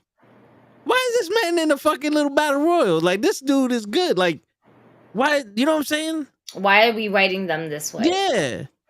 And then you see other people on the card, and you're like, why is this dude here? Like, not to show any disrespect, but we see what we see. Yeah, bro. You know what I'm saying? And it's like, why is this guy getting this? And then my man was over here in the battle royal, bro. And I can't tell you enough, bro. Where it's like I've gotten hit up the past, like especially last 6 months, like, yo, why aren't you here? Because now I'm noticing like Not as obviously some shit going on that motherfuckers ain't letting you in. I don't know. That's just how they are. But then this is the crazy part. Whenever somebody from another neck of the woods walks into a promotion I got any power in, I don't shut them down, bro. I don't go, fuck him. He not worth it. Hell no. What I do, I help that motherfucker be in the main event. I make sure he's in a spot where he's going to be showcased. That's why I wanted to run Chosen Pro. I talked about Ichiban. Yeah. I run Chosen Pro Wrestling. Who did I hit up to have a big... So the last show got canceled for the year due to financial shit, and it was all crazy. But that last show was supposed to be a G1 style tournament, and the finals was going to be Prince Ahmed versus Ichiban. Why the fuck am I putting those two motherfuckers? Why am I not putting myself in the tournament going to the final? Yeah.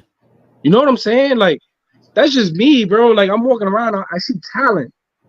I don't see motherfuckers like, oh, well, nah, you know, he fuck with this person, or this person knows him, or this one plays Call of Duty with him, so, like, fuck it, let him in. Like, nah, bro. Yeah. You get me? Like, I'm going, this is all talent, all rip. And I feel like that's the one thing that motherfuckers don't even look at. Like, they don't even look at my talent. They don't go, like, oh, just base him off his talent. Like, watch my promo, bro. I'm on another level. Yeah. I'm just on another level. Watch my matches. I'm on another level. It's crazy. And I don't even do nothing that much. It's just crazy. But it's like, it's just obvious, bro. It's just obvious. And that shit hurts my brain because, like I said, I don't know the back. Newsflash, I don't know what happens backstage. I'm a spectator. I've been a spectator since I started watching wrestling. But I always was thinking, like, if you don't have the best guys on your show, or you don't sit here and give people that are good an opportunity, what are you doing? Like, because you think about it, the Attitude Era, everyone earned their time on the TV, and it only made everyone better. You could argue we had one of the high, like, besides the Ruthless Aggression with the best athletes, but we had some of the best entertainers on the Attitude Era in the WWE. D'Lo Brown ain't making that shit nowhere else. In no other era is D'Lo Brown making it, but in the Attitude Era, that motherfucker made it because he had a fight for his shit. Yeah. If you putting the best people on the cards, you gotta step your game up. How else do you get better? You know what I'm saying? You can't fight Floyd Mayweather your first fight. No, you got to build up, bro. Yeah. You got to work up into that. It always fucked with my brain. Like, how do y'all not work together and make each other better? Because I see it as a community thing. It's not, bro. It's not a community thing. And look, I'm not trying to shit on the scene. I'm just saying it how it is, bro. This is coming from a person that is doing everything in his power to get out the hood, provide for my family, and I want to do what I love doing. I want to be a wrestler. I want to be a professional wrestler. I want to get signed. I know to get signed, I got to get on certain stages. I got to get under certain lights. Yeah. Certain of those places don't want to put me under those lights. So I got to find other avenues. You know what I'm saying? But, you know, like, and I know, there's so many people that fucking hate the Maximums. There's so many people that love the Maximums. And when you get to know them personally, especially Joel, Calvin, the brother, they care. They just don't like when people fuck with them. Don't fuck with them. But what they're doing at Win, you can't throw shade on that, bro. Because they weren't that close with me. We didn't know each other that well. They went, all right, PJ, you know what? Fuck it. I'm going to give you a chance. Walk through a curtain. And what happened, bro? Everybody, their first show became PJ's show. And now all of a sudden I'm thrown into the mix. Now you see what happens when you give me a shot. Yeah. That's what they do. They brought in Miracle Generation. They brought in Ichiban. They brought in Steve Pena. They brought in Joey Conway, who's another dude. And this is real shit. This is real. And this is the first time I'm ever going to fucking spoke this out there. The only person I ever said this to was Joey Conway. And me and him said the same shit to each other. And it's so fucking crazy because he's another dude that people fail to mention, but he's up there in that upper echelon. He's up there. Joey Conway's fucking nasty. Bald little fucker, but he's nasty. He's not a hater, but he's nasty, bro. And I got mad respect for him. And me and him went to Puerto Rico together. And the Maximos knew what they were doing by sending me and him together. And me and him, because there's that professional dislike of like, there's only one spot at the top, bro. And I know that's what you gunning for.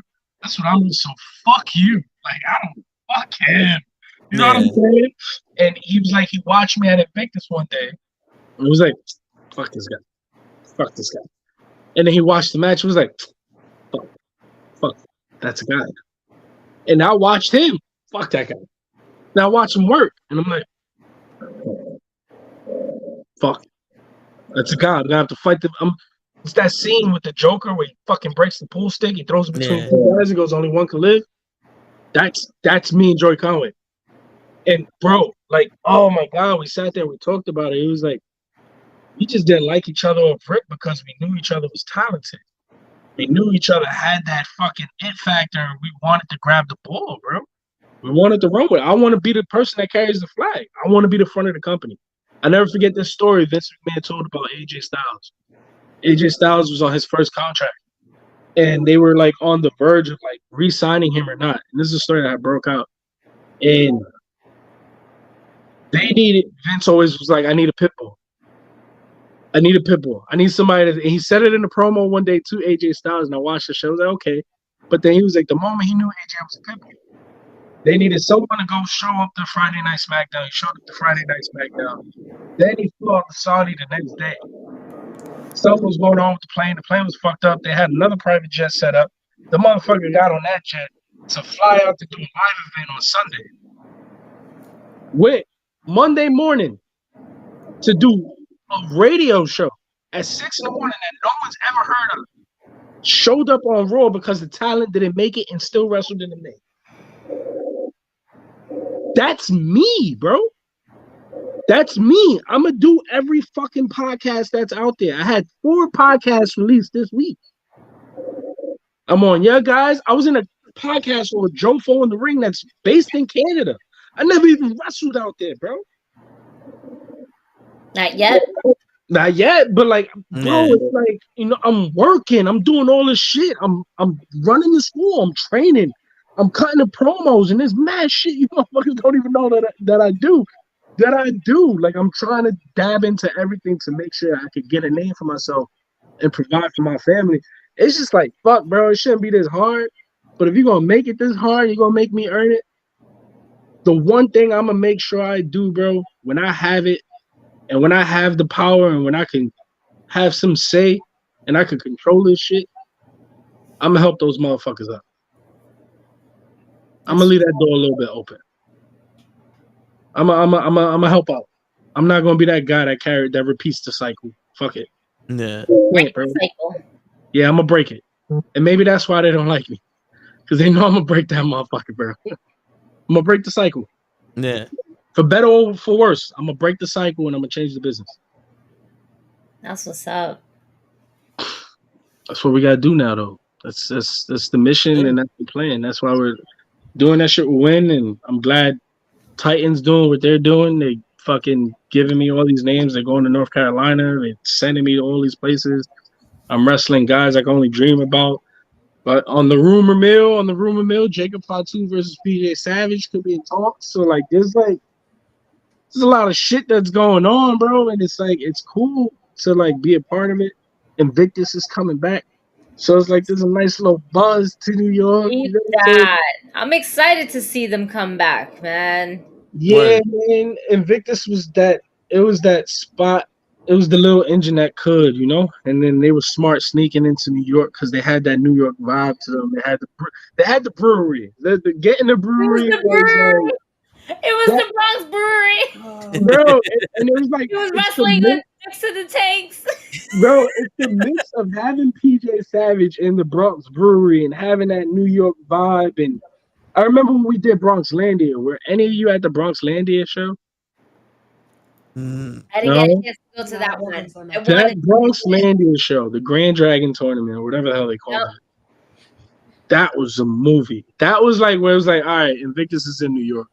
That's when the first time I came out with the 8-ball and the Timbs and face taped 245 Colt 45s to his hands and fucking broke them. It was crazy, bro. That was the night that Ken Broadway won the grand championship. It's bro, that was the night like they knew how to get the aesthetics of a venue to match that New York Bronx vibe, and it's just dope. I'm glad Invictus is back, bro. Word. Shit. Matt Austin's in the building. We see you. Facts. Go ahead, Matt. So it's a little crazy because again, we talk about everything you're doing right now. You mentioned the deals, and it's a little awkward when we come to what's happening this weekend. But unfortunately, again, cards subject to change at times. Unfortunately, the big bad Kaiju can't make it this weekend to step up. But now it has been announced this Saturday at the 4-year anniversary Titan Championship Wrestling presents Monsoon. It will be for that TCW and Funhouse Wrestling Heavyweight Championship. PJ Savage defending against one half of the legendary SAT, Joel, Maximo, and I can't wait for that. That's crazy. That's crazy. You want to know how this match came about? So obviously we started the school together. Of course. So my opponent pulled out because they got hurt, and or something happened, and I was like, all right, cool. I don't know who the fuck I'm facing. It was a bunch of names being thrown in the hat, and then Monster Matt goes, "Let me make a phone call," and then right next to me, he fucking picks up. And I'm looking at him and legit. I'm in. What the fuck just happened, bro? It's like. So how do you feel going into this match now, knowing what you know, knowing that y'all train together, y'all work together? Where's your head now going into this match? It's crazy. So like the SAT, they were like. They started to mentor me and take me under their wing, really feed me shit, put me next to them at the win shows and do things with them, giving me a bunch of opportunities. And me and Joel got really close, hence like starting the school and shit together. So it's like the PJ Savage that's showing up this year is basically made by them. It's like they got their fingerprints all over this version of me. Like the video I just put up of me hitting a drop kick. I haven't drop kicked in 8 months because I had something wrong with my patella, and it was just fucked up, and I was still wrestling on it. And I was back to like 90%, and it's like fuck it, yeah, full throttle, bro. I'm busting out some shit motherfuckers ain't never gonna see me ever do, and it's gonna be crazy. But it's because of them. So it's like facing Joel. It's like watching the UFC and that main event you thought was gonna happen didn't happen. The next you know, that replacement fight is a banger anyway. You're like, oh yeah. This is a hold on, bro. I think I want to see this one anyway. I want to see this one more. I didn't know that was the backup. And to get that match with him, and it's like I said, I wanna be in the ring with my history, with the forefathers that fucking paved the roads. And everybody knows how much Jay Briscoe's an influence on me. Damn near fucking tag team best friends with these motherfuckers, and it's like it's gonna be surreal. I don't think it's gonna hit. I don't even think it's gonna hit Joel, or it's even gonna hit me until after the match. Where it's like, where we look at each other and it's like, yo, we just fucking did that. Like this shit came out of nowhere. We don't even know where the fuck this shit came from. It got put together at the last minute, and fuck, I could make some New York magic out of this. That's crazy. It's crazy. So it's a crazy opportunity, and I can't wait to beat the shit out of you. I'm gonna say this. I guess Theo Mac truly, he made you as always expect the unexpected. Oh man, yo, big shout out to Mac, man. There's a conversation. He gonna hate me for saying this. He's gonna hate me. He's gonna fucking hate me. Mac has been a true mentor to me. Like, really, like, he told me, he was like, I see a lot of me and you, and the one thing about Monster Mac that he regrets and he kicks himself in the butt sometimes is he didn't think he was special. He didn't think he was something that was up there. But then he's watching me, basically him, restarting, and he's like, wait, no, I was special. Because damn, look at this. I remember the dropkick I just put up. He sent me a video of him wrestling Joel and him hitting the exact same dropkick. And it was like, that's crazy. It's like just that intertwined history, knowing what the Hit Squad had versus the SAT and going back and forth. And now that Max mentored me and Joel's mentoring me, I'm fucking getting it from all the New York Godfathers, and they all pouring it into me, which is dope. But now it's like, I gotta fuck all these motherfuckers up though, because I gotta beat the shit out of Mac. I still owe Mac a third match. He beat me the first one. I'll beat him in the second. Mac's gonna get a third shot for sure, 100%. He's gonna get a shot at the belt if I still hold it. And now I'm facing Joel, legendary, his first match back from injury. And shit, when was the last time you saw one of them have a singles match? Like that before the injury, there was talks of them getting signed by big companies. Big fucking companies. And the injuries happened, unfortunate, and now there's opportunity for me to kind of like jump in. And honestly, it kind of worked out for me too in a way, because what if they did get signed? They probably would have never did the school. What if they did get signed? They probably would have never focused on win. And I've been able to reap a lot of those awards, like fucking tagging with Bess and doing all this shit. But it was funny yesterday. We're at training, we're fucking filming, we're doing everything, we're working, and then we finish and we come out, and I look at him and I go, we're not going to talk about Saturday? And he's like, I'm not going to talk about Saturday because I'm taking your belt, and that's hard for me to say. That's hard for me to tell you. That's hard for me to look at you in your face because I love you, but now it's like, now I'm going to take your shit. Now I'm going to take it. So it's like, oh, we're going to fight, bro. This is going to be something that, like, We're having a whole show, Michael's Ric Flair shit. I'm sorry. yeah, bro. You gotta get that. I love you, brother. No, that's the New York love language right there. it's hard for me to like PJ at times. He keeps beating up my deals. Some bullshit.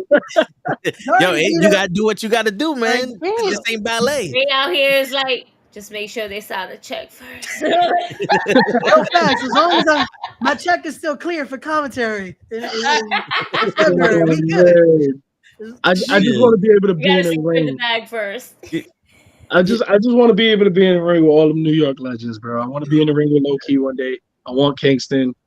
So to be in there with Joel, I want to be in there with Red. I want to be in there with all those dudes, bro, just to put the city on my back. So that way, because there's the wrestling community, there's the wrestlers of New York, there's the fans of New York, and there's the casual fans that love the E and all that shit. Yeah. And I feel like little by little, I'm making each section accept me and follow me and organically just go, that's my dude, and I'm going to go with him. I'm going to get the wrestlers of New York to go, fuck it, he earned it. I'm going to get the fan base to go, y'all keep denying him, we going to push him. And then I'm going to get that casual fan to go, why the fuck does everybody like this motherfucker? I'm going to hop on this bandwagon too. Word. You know what I'm saying? You know, and that's when you get all the Knicks fans that come out of nowhere when they make the playoffs. That's going to be me, bro. I'm telling you. It's funny because I was introduced to you by multiple different videos of everybody posting you up and your different matches that you've had, just a little bit of everywhere. And I'm like, damn, this fucking guy is good. Damn, he's repping New York hard. The first time I actually saw you wrestle was indeed at the Bronx Brewery. Yeah. At Invictus. And I saw this. I was like, nobody knows who this nigga is? Does nobody? Nope. And then, of course, me being the fucking fangirl that I am, fuck this shit. PJ Savage! Like, right there, she gets it. Nah, yeah, that day the Bronx Brewery was fire, bro. Because it was like I told you, every time I end up at a new venue, that's why I love working in New York. I want to go to all these different venues. Because I feel like I leave with more people knowing about me and going, I'm going to fuck with them. So it's like getting all that to get behind you, to get all that support, it's important. So that's why the gatekeeper shit pisses me off. Because it's like, what if that shit was at Invictus? What if they didn't let me into Invictus and walk down the stairs? And the shit was, I was supposed to jump off those stairs, and they didn't let me. So I was mad as a motherfucker. I was going, yo, I remember you telling us about that. We were like, yo, that would have been fucking lit. And then they wouldn't let me. The commission would not have loved that though. Yeah, but I mean, they did break the fucking the machine at the end of the night. So like, that's your boy Nikolai. That's your boy Jimi Hendrix. They had too many problems already. They said drink more water. He said, fuck that shit. Yo, I love that kid to death, bro. Sometimes he's his own worst enemy, and he knows as I've spoken to him. I remember I booked him over at Chosen because I wanted him. You know, like I fuck with Nikolai. Nikolai, he got talent, bro. Stop denying him. Motherfucker cut his promos. He nasty in the ring. He crazy. He's just crazy. He also crazy. Like he's not. He don't know how to function in that professional setting. He's like the old school New York dude from the '90s, where it was like, I don't really know how to mix with y'all. Because it's fake. And he doesn't know how to mix with it. And I remember I booked him. It was a crazy match. It was supposed to be something crazy. And I'm like, all right, fuck it. The building at the last minute said, we can't have y'all fighting on the outside of the ring. And I'm sitting there with my main event being a 3 stages of hell. And the last match last fall is a street fight. And it's got to stay in the ring now. And then the crowd kind of gets it. Like, nah, we want weapons. We want this. And the building just told us no. So I'm telling Nikolai right before his match, yo, stay in the ring. Don't do nothing crazy. He got so mad at the fans going, yo, get weapons. He went into the back and brought out tables and was like, fuck this shit. Everyone was getting up like, no, Nikolai. No, don't do it. No. And then Alex was there, who's the promoter of Invictus. He was having flashbacks to that day. They thought that piece was $500K.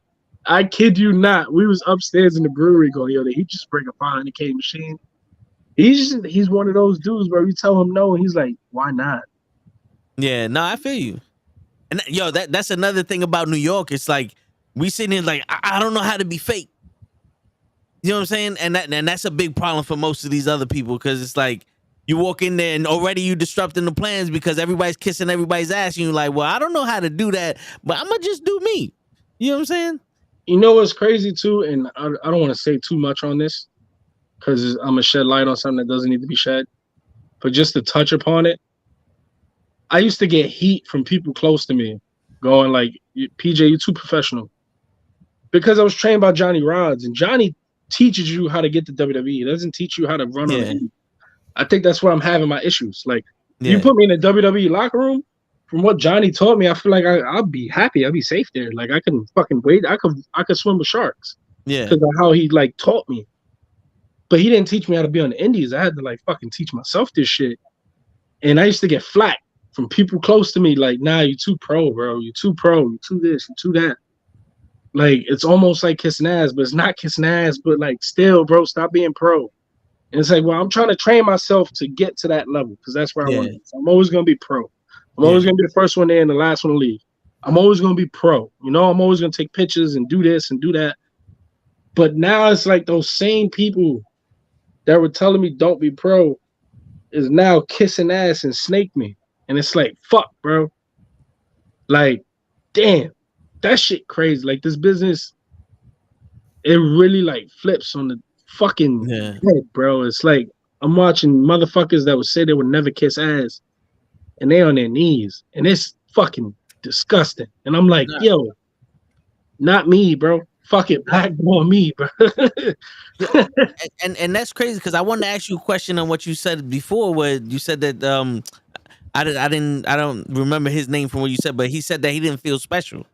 It's like, and this was, and then in this profession or in life, it's like, you have to know your worth, and when you in a place where you don't feel like you feel special, but you are special, and you have to almost like at that point fake it because you have to seem like you special to other people for them to believe that you special. That's a fucking lot of mental torture right there. Yeah, it's a mental battle, bro. It's a mental battle, and then like there's a lot of shit y'all motherfuckers don't hear what we hear and what we go through, like.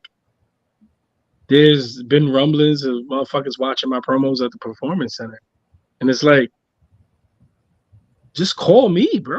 What's up? Yeah. Like, just studying my shit. I get it. You watching everything out in Indies. It's cool, but like, bring me in. Let me do something, Sean. Like, what's up? Stop playing with me. Y'all know me. Like, stop hiding it. Don't And just it was, watch. like, Do something. Yeah. Like real shit. It bothers me too. Fuck, I don't even give a shit if I get hate for this one day. It bothers me watching Bronson Reed on TV, bro. Cause like that motherfucker was not how he looked. And then it was right around the time there's a lot of shit going on, and my name was thrown in a couple hats, and then all of a sudden, Bronson Reed grew out the head and grew out the beard, and they were skull and the crossbones. And then one night he called himself Savage, and I looked at the TV and I was like, these motherfuckers, bro.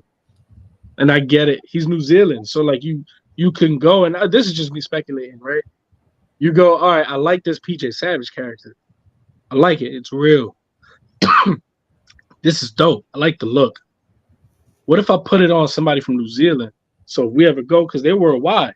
So we go to New Zealand, we get that New Zealand fan base to jump on this. But then it's like, damn, yo, isn't that copy and pasting?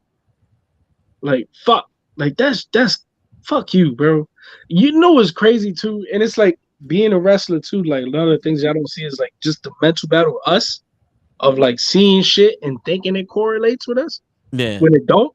Like last night, I'm on the toilet and I'm flipping through my phone and I'm seeing Roman on the top buckle swinging the belt between his legs when I was doing that shit like 4 years ago, bro. 4 years ago, bro. And then I came out all last year and I was looking into the camera saying I'm on another level. I'm on another level. And I'm fucking my hoodie with the pullover with the little hands in and PJ effing Savage, the red and black white hoodie. And I'm seeing Roman on SmackDown swinging the belt with a hoodie that says above all levels. And bro, I feel you. I was doing that 8 months ago, man. Yo, son. Yo, if we gonna keep it 100, and I told this to Ray, and I said this before, and people think I'm bugging, but there's times I'm watching some clips of other people, and I'm like, ain't nobody was talking about that shit before we mentioned it. Now all of a sudden they talking about this shit, and it's not like this is hot news, but it's like that just blurred out our mouths, and now all of a sudden that's the topic of discussion somewhere else. It's like, wait a minute. Yeah. It makes you think. Like, I know math, and math ain't hard, but it's like, this shit ain't a coincidence. That is the wrestling business for you, man. I've been in it, bro. And I remember when I first went to Johnny's. Remember Crime Time? Crime Time was Shad, rest in peace, and then JTG. Yeah. That gimmick was actually another tag team at Johnny's, and Matt Stryker, who's from Johnny's, went to Johnny's, trained over there, saw the gimmick, was like, "This is funny." Took it to creative. And acted like it was his own idea, apparently, and gave it to WWE, and they ran with that shit. Damn. And then you got the dudes at Johnny's like, yo, what we supposed to do now? Like, I ain't gonna lie, bro. I ain't gonna lie. I felt for Ray Fury, the Yeet shit. I felt for homie, bro. I felt for him because that's what I was going through when I saw Bronson Reed say Savage twice, bro. I was sitting there and I was like, if this motherfucker says it and uses it, I'm dead. Yeah. I'm dead. I got to go through a whole change, bro. I have to because he's on TV. Did it first. I'm going to look like a replica. It's going to be bad, bro. Yeah. I already looked Samoan. I can't even do the Samoan drop because I already know people are going to say shit. Yeah. Motherfuckers was trying to get me to do the DDT driver, and it was like, I look like a Samoan driver. Samoan drop. I'm only going to do it. Because, like, we can't look like anything that's on TV. We just can't.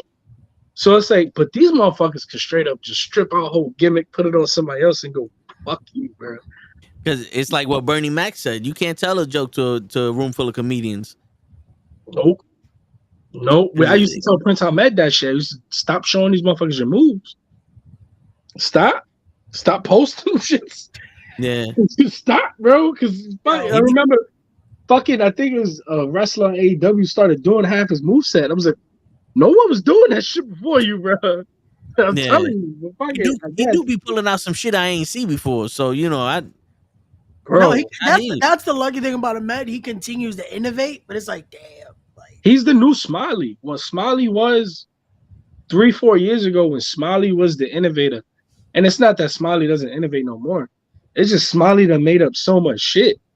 Like, what else is he gonna make up in his styles? Like, He already wrote a book, bro. There's nothing else for him to do. Smiley just needs to get signed.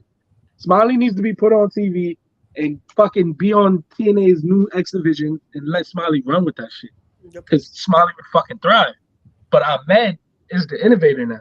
Like, he's that guy where it's like, this man's pulling out leg Germans. What? Head scissor arm drags? Like, what? Like, shit I never even heard of. No. Never even heard of, bro. And I wanted tag team belts with him. We were supposed to put in a submission and double team it and do this. And he literally, I just watched this man grab random body parts and said, I'm good now. I'm like, what the fuck is that, bro? Yo, I still say, shut up, bro. But fuck it. Yo, the things he does, I still say someone needs to book this. Him versus Ant needs to happen. Oh. Him versus Ant needs to happen. Because those two will put on magic. That needs to be a match somewhere. That'd be insane. That needs to happen. That'd be insane, bro. But there's so many guys out here now that's like, there's a lot of the new guard that like, there's gonna be a lot of people denying us. Like, there's me. I'm shooting for that number one spot. I want to be the Stone Cold. I want to be the Rock. I want to be the Triple H. I want to be the main guy. They're not gonna deny me. I'm gonna get it. And people know it. It's like, all right, well, how long we gonna make his ass wait? And I'm going. You're not gonna make me wait, bro. You're not gonna make me wait. No disrespect to Gangone, Carter, and TJ. I'm not. That's my motto this year. I'm not waiting in line no more. Fuck you. I'm skipping. If you want to fight me, fight me. Because we're in the era now where it feels like hard work don't pay off. Nah, yeah, it don't. It don't. That's why it's like, fuck Santana. Yeah. Okay. Why I said that? Why I looked at y'all and said that shit? Because the night before he won that House of Glory championship, I want him. I want that spot that he's in right now where it's like he's putting the city on his back, he's repping. But motherfuckers is telling me I gotta wait 3 more years for that. Fuck you. He not gonna hand it to me, bro. He not gonna give it to me. He might give it to me 5 years from now when he's sitting in his big home pretty and he don't have to wrestle me no more. That's not what I want. Yeah. I want to take it from that hungry dude. I want to take it from the dude that's about to get it because I want motherfuckers to know how real I am. And I ain't waiting in line, bro. Not no more. Fuck y'all. No more lines for me. I'm cutting the line. Santana, you in the front. Fuck you, bro. I hear you. I'm coming. Yo, bro, I know exactly how you feel, man, because I feel like this network here has some of the most knowledgeable people when it comes to wrestling, and like the most passionate when it comes to anything. We talk about sports, comics, all that other shit, and all we need is eyes. And I want to get to a place that you don't see any of these other fucking podcasts be at. You know what I'm saying? I'm not saying that they comfortable and all that, but I'm just saying it's like, it's not possible to them maybe, but to me, it's only a matter of time. Yeah. You know what I'm saying? Yeah, bro. And that's a good way to think about it too. But then also you got to go, fuck it. If they don't want to give you the recognition, fuck them. Like PWI refuses to acknowledge me, bro. And that's real shit. I don't know any of them. I don't know what I did to them. They refuse to look my way. Refuse, bro. And it's like, I don't give a shit. Not anymore. I don't care no more. Because when you ask them why, you just wasting time. Because it's like, because you know they just gonna bullshit you. You know, we know what it is, and it's like I'm not that tight, bro. Yeah, I'm not that tight. But just know now when I'm sitting pretty and I'm holding the WWE Championship. Yeah. You want to interview? Fuck you. Don't put me on your magazine. I don't want to be on your magazine. No relevancy there for me. Why when I could have made it, I could have been looked at, I could have been talked about, and someone legit went no. All right, cool. Yeah, that's bullshit, man. No. It's like, all right, cool, whatever. Yeah. It's like I told Show, like we used to do streaming with video games, and Show was like, yo, you know, Ninja got it big because he stopped cursing. I said, we tried it for like, I'm not even gonna bullshit you, a whole hour. And I said, nah, I can't do this. This ain't me. It's not you. This ain't me. I can't do this. We gonna figure out another way to get big. If Curse is holding me back, well then fuck that. We going through the window, bro. Real shit. And that, bro, that's. It's just, I just gotta be me, bro. Yeah, just gotta be me. And it's not like, bro. And people like, especially with me, you see what the product is. I'm not a product that like. I'm not gonna put your brain at jeopardy. yeah. I'm not that type of wrestler. Yeah. You know what I'm saying? I'm not gonna fuck you up. I'm a family man. I got 4 kids, bro. I hustle for my family. I hustle for my wife, my kids. I hustle for this. Yep. Like I'm just a hustler. I'm getting it any way I can. And I'm gonna put the brand on my back and I'm gonna do everything everyone else doesn't want to do, I'm gonna do. That's why you don't like me. Cause I'm gonna wake up at 6 and go do a podcast. I'm gonna do a podcast in Germany when everybody else is sleeping. You know what I'm saying? I'm gonna work. I'm gonna outwork every single body. I'm gonna cut more promos. I'm gonna call you out. I'm gonna shoot. I'm gonna do all this shit, and I'm gonna piss you off. But I'm doing it because I want to get something out of you. Like this, and real quick, just to touch on it. I dropped a fire line. I always drop some fire lines in my promos. My favorite line before was the one I used versus Shane Taylor, where it was like we broke from the hood, and we could tell the difference between a firecracker and a gunshot. That's how you know shit is real. That was on Respect to Craft. I was gonna say that. He said that on my podcast. Yeah, I remember that. Respect to Craft. And I think this one was. I think the next one was too, with Deadly Sins, wasn't it? Yep. Yeah, Frankie Picard. He had it back in the day. Frankie had the juice back in the day in Jersey. Like he was somebody, right? He was wrecking. He was in CZW. He was doing Nick Gage. He was doing a whole bunch of shit. And I dropped that line on him, bro. I was like, bro, that old Frankie better show up. That old Frankie Picard that was with Nick Gage and was running it, he better show up, because if the old Frankie don't show up, I'm gonna show everybody you nothing but an old Frankie. Oh my, bro, it was like the uppercut, and I made that motherfucker get off the stream. He couldn't take it no more, bro. But that's the shit I'm gonna hit everyone with. Like everyone's getting it, bro. Ain't no one. I'm not turning it down, and I'm not turning it off. Either you step up, or I'm gonna step on you. That's it. Yeah. I mean, shit. You got to. I mean, because not for you only doing the detriment to yourself if you slow down for other people. Yeah, bro, and I get it. Motherfuckers want to be buddies and shit, but I can't, bro. I'd rather just be with a bunch of dogs and we all fight it out. We duke it out. That was every crew I ever ran with, every group of guys. It was nothing but a bunch of talented guys that we probably didn't like each other. But it was like, yo, we all fucking band together. Be a problem, bro. Yeah. Be a problem. And then when it's us 4 or us 5 or us 2 or us 3 duking it out at the top, and it's war. No, it's word. That is what I'm eating you alive, homie. Yeah. Like, you know what I'm saying? Yeah. That's New York. That's real New York to me. But I feel like the scene don't do that, bro. Now it's all like, who's your friend? Who played this with you? Who do that? Who do this? It's weird because it's like genuine niggas know genuine niggas, and that's how you create that bond and shit. And with us, like, we all got together in one way or another because of this podcast. You know what I'm saying? Like, me, Krills, and Show, we knew each other from work, and we started this. And then Show bringing Gigi because she knew her, and then Krills bringing Lay. And Ray came in because he started watching us, and we met him in the other shows. Kenny watched us, and we just bonded. And we a bunch of people that don't like other people, like dead ass. We don't like people. We got attitudes, like, you know what I'm saying. Like we don't like people. Don't come up to me and just start talking. Who the fuck are you? Bro. You know what I'm saying? Yeah. So for some reason we just meshed. You know what I'm saying? Like, it was like, nah, I like this one.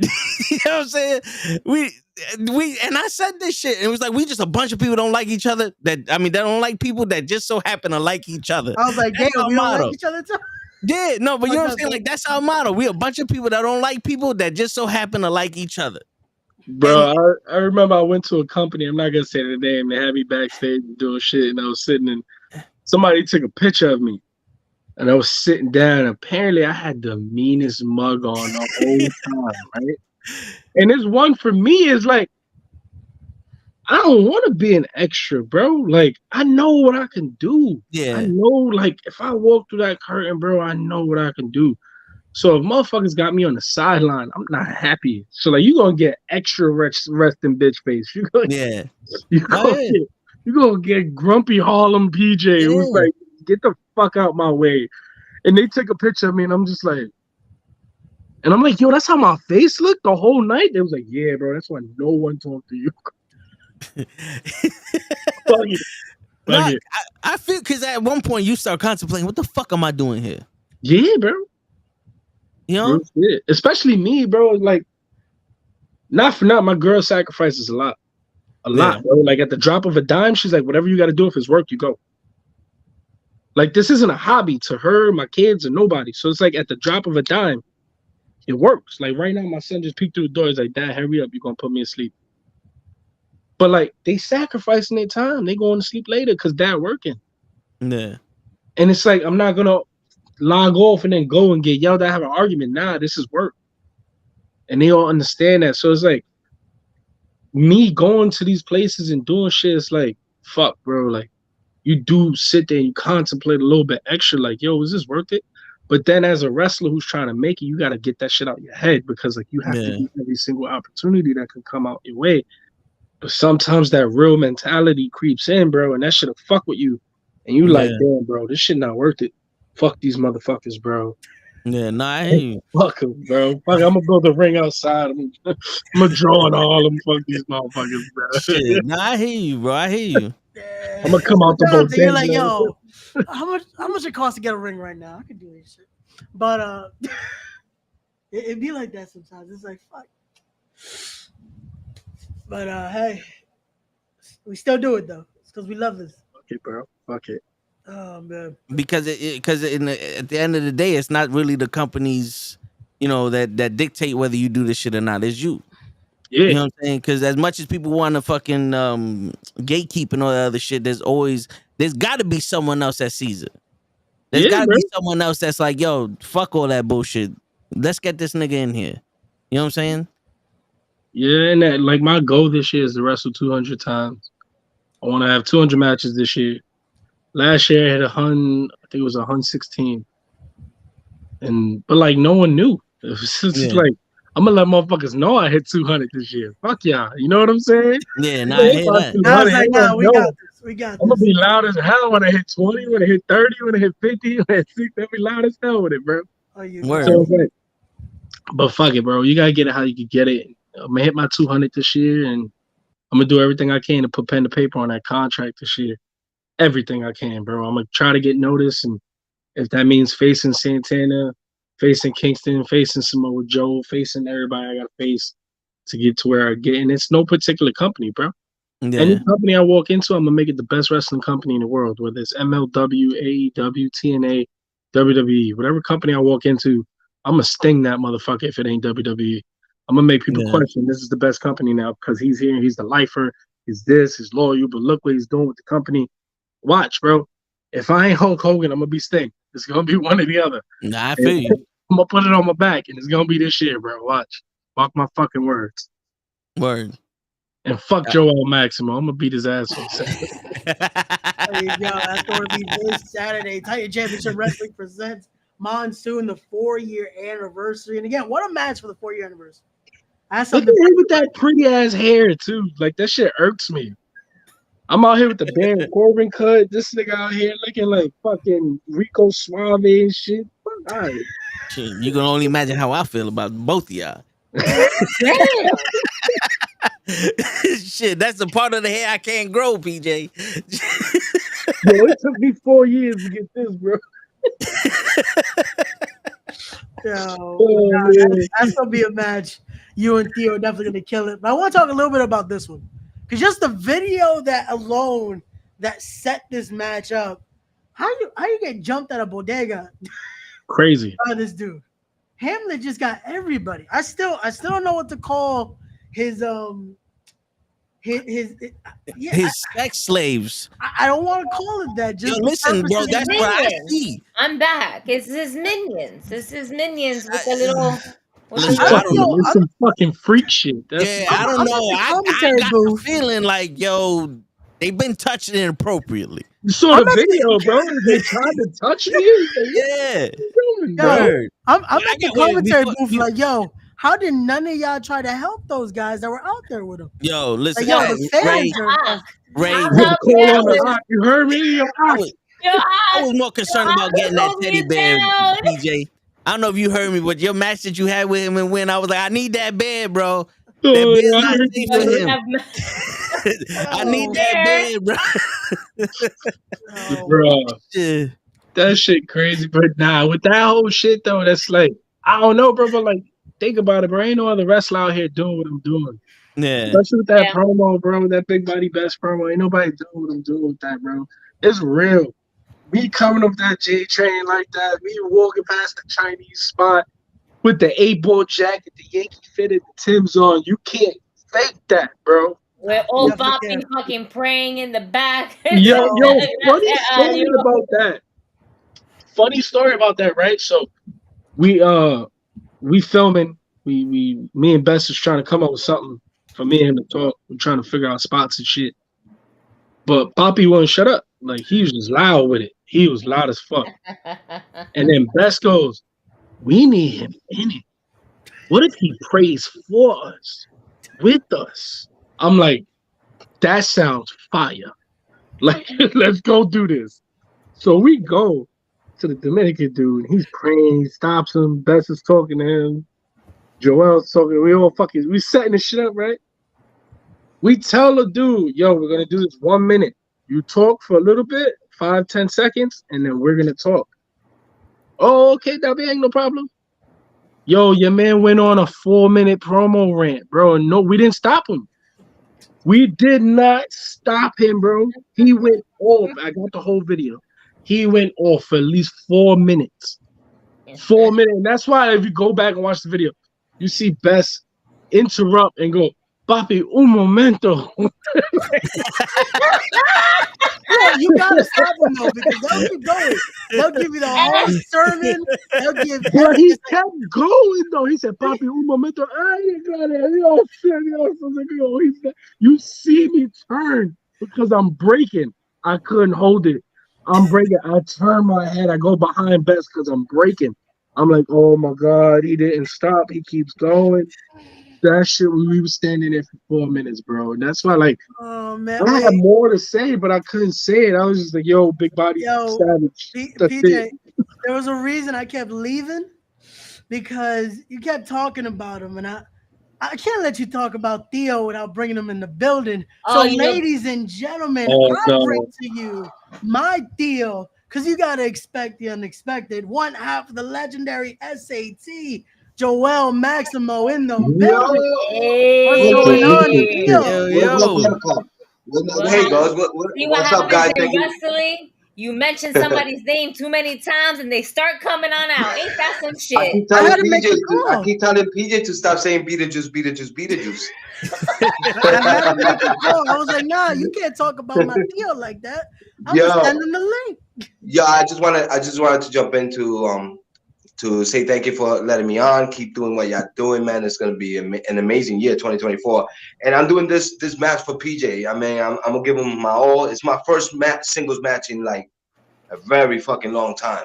So Saturday's gonna be something, bro. Buttercup, get ready, all right? Damn. Yo, y'all didn't. Oh, he just laughed like that. Yo, y'all didn't see this too. This motherfucker last night, he leaves, right? He's like, yo, he pulls out his card. He signs it and gives it to me. He's like, here you go. I know you want one. And walks away. Like, fuck you, bro. Oh, shit. Damn. Yo, I gotta go all in for this match, bro. I gotta go all in. That boy right there, man. I'm so proud of him, bro. 2024 is gonna be crazy for him, but he's gonna be walking out titleless. I'm sorry, bro. I'm not going to lose on Saturday. There you go. I'm not coming home with another title. I've been working out. He never felt one of my forearms. You never really wrestle a wrestler like me. You know that, PJ. That's why he's I'm gonna send him back to the tag team division. That's it. Yeah, Nah. You know what? Wow. Maybe I'm gonna like being in a singles match. Maybe I like the smell of fresh blood, and then I want to stick around like a big great white. Now I know you trained him in y'all and everything, but did you teach him everything that you know? Nah. PJ came and he was already a trained pro wrestler. We feed off of each other actually, man. Like as much as he's using me, I'm using him in that sense where we're getting ourselves in great shape. We in the ring like 3 times a week now, and we just getting ready for this run. You know, this probably will be my last run 2024 if shit don't pop up the way we want to. We're gonna continue doing wrestling shows, but as far as me, trying to get everywhere else, I really don't care for it right now. All I care is being Titan Championship Wrestling World Heavyweight Champion. And that dream could come true on Saturday. All right, listen, I'm going to leave. Sweetheart, love you. That was Joel Maximo. Again, that will be this Saturday live. Titan Championship Wrestling presents Monsoon, their big 4-year anniversary show. You heard it there. Joel ain't planning to lose, man. I can't blame him. That's the deal right there. He brings that expect the unexpected mentality. Was that Sweetheart for you, Ray? I don't know. He is my Theo, so I think that was for PJ though. I think that one was for PJ. I'm gonna give it to PJ. He ain't trying to beat me up. The Sweetheart. He knows how to get me. I heard that shit. I was like, sorry, shit. PJ. I had to make the call because again, you that's the shit where like he knows my buttons. He knows. I had to one knee. Yeah, but see, now that's the shit though. Is it more dangerous to press some buttons? Because some people they get a little bit more focused when them buttons is pressed. He's gonna have a lot on his mind that day. It's the first match back. I'm gonna just push his buttons, but then like he's not taking into account the reactions from pushing the buttons, pushing his limit, me pushing my limit. It's gonna be a lot going through his mind. The fact that this is for the championship is even crazier. Yeah, like it's even crazy. So this could be set up for a long-term story. It could be a one-time thing. There's so much. There's so much. There's crossover. There's win and Titan. There's a lot that can happen. It's like, who's to say me wrestling him and then all of a sudden his brother come out, super kick me, boom, and they take the belts. You know what I'm saying? There's so much. There are 3 of them. You gotta remember that. They've been quiet on me, so I don't know what the fuck is going on. We gotta remember, we got Jose Maximo, got Will Maximo. You don't know, Skills could even jump in. We've seen Bro, I saw him packing the monkey suits, and I was like, that's fucked up. Because if the monkeys you never know. The smart monkeys might show up. You never know who's gonna be in there. Yeah. I'm not busy Saturday. Let's see what happens on Saturday. Wait, are you saying that you're gonna jump in and hit Savage? That's crazy, right? That's crazy. I'm gonna fuck HR up. Y'all gonna lose your whole HR department. That's fucked up. Word. You about to lose the whole HR department. He radiates me. I done took out Gango. Yeah. I done fought all his deals. We supposed to be impartial here, Ray. No. That only happens here. At this show right here, I'm impartial. I'm neutral. I'm behind the commentary booth. Okay. Titan doesn't pay me to be commentary. You're going to threaten to jump in the match that you're supposed to be impartial in. Again, real shit, he probably the person that hit up Santana was like, no, sell that bitch. Oh, probably. Ray look like that. Ray look like with the frosted tips and shit. You can't really trust the man with frosted tips. You and Santana was doing your hair together, right? Yep. I was at the same salon.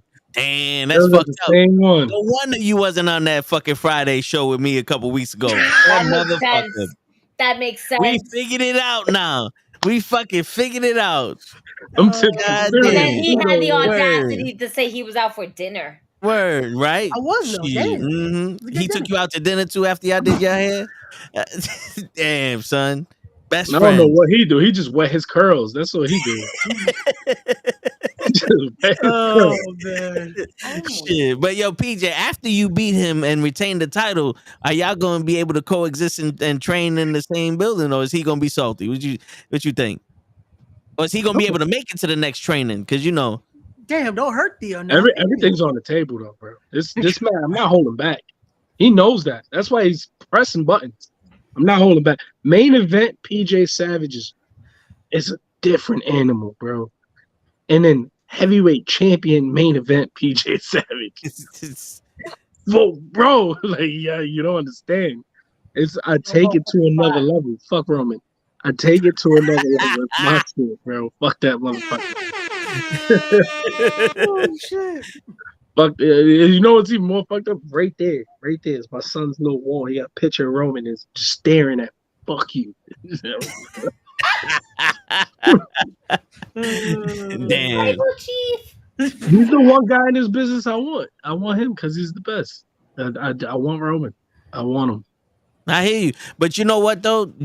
It's a long line because I called this bitch ass out 2 years ago, and that motherfucker been ducking me ever since. I got you. When I got him, you coming out with me. All right, cool. Because you can ask anybody. When he won the Universal title, I said, oh, all you got to do is call somebody a bitch and get a title shot? Well, Roman, you a bitch. And that motherfucker ain't never responded to me. You ain't acknowledged me, Roman. Yo, he probably watching this shit right now. Word. Shaking in his boots and shit. That's it, yo. 2024 PJ Savage and toe tags versus Santana and Roman Reigns. Let's make this shit happen. Let's make it fucking happen. Make the graphic, Ray. Make it happen, Ray. And don't use that bad picture that you used with Jared Diaz neither. Use a real fucking picture of me. I saw what you fucking did. Trying to make Jared Diaz feel better about himself. I got pics that move. You feel me? That's the only promo pic you got. Shit. I got pics that move, baby. Yo. Bro.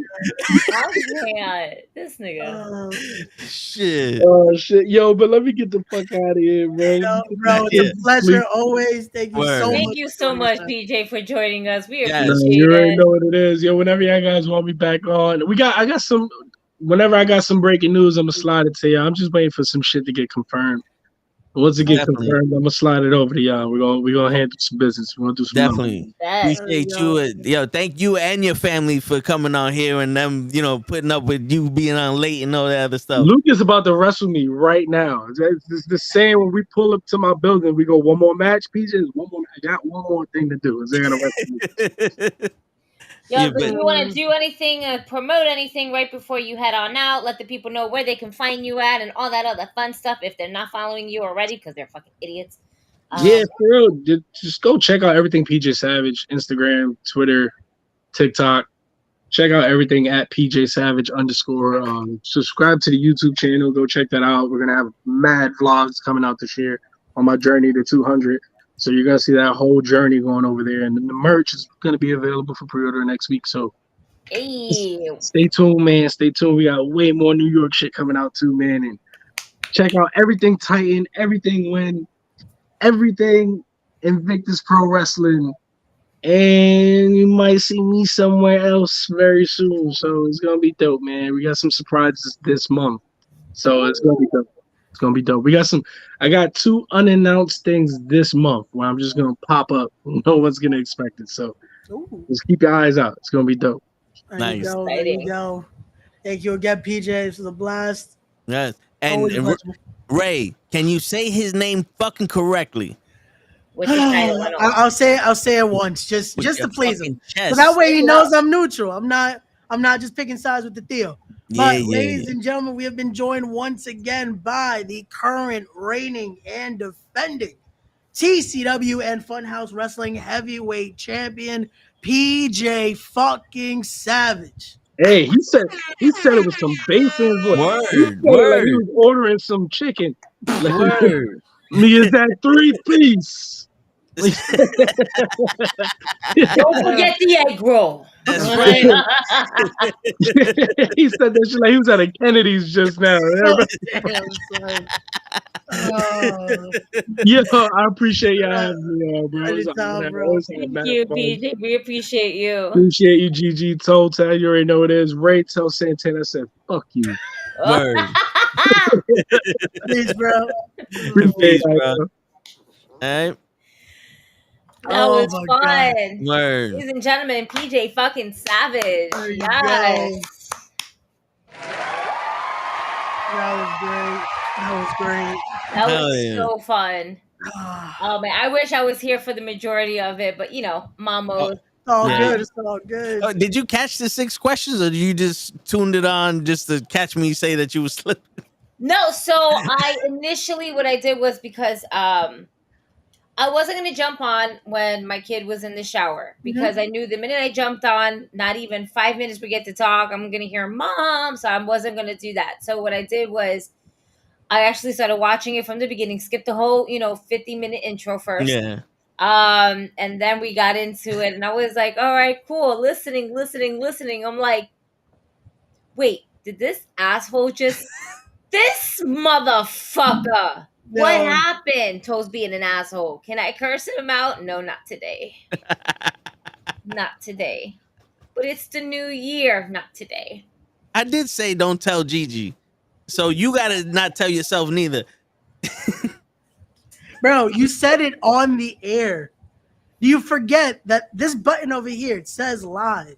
Yeah, but when I say with all due respect, that still don't mean shit. Yeah, but I don't think you said that.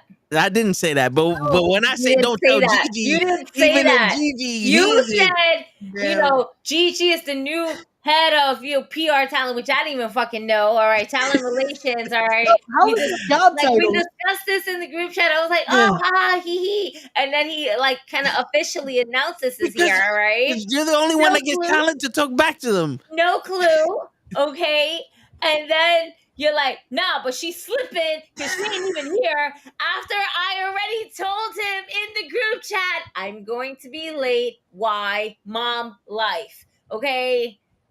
You even said it's no problem. We gave you the light. Like talking mad fucking basura, right? I haven't even lit this yet. All right. Yo. I have been drinking, but I haven't even lit anything yet. All right. So how you trying to throw us all under the bus, my dude? How? And he did this to himself. You did this to yourself. Ray told me to say it. If we were in a Royal Rumble, I'm coming for you and I'm throwing your ass over the top rope. Thanks. You just throw us. Then I'm going after Ray. Wait, what did I do?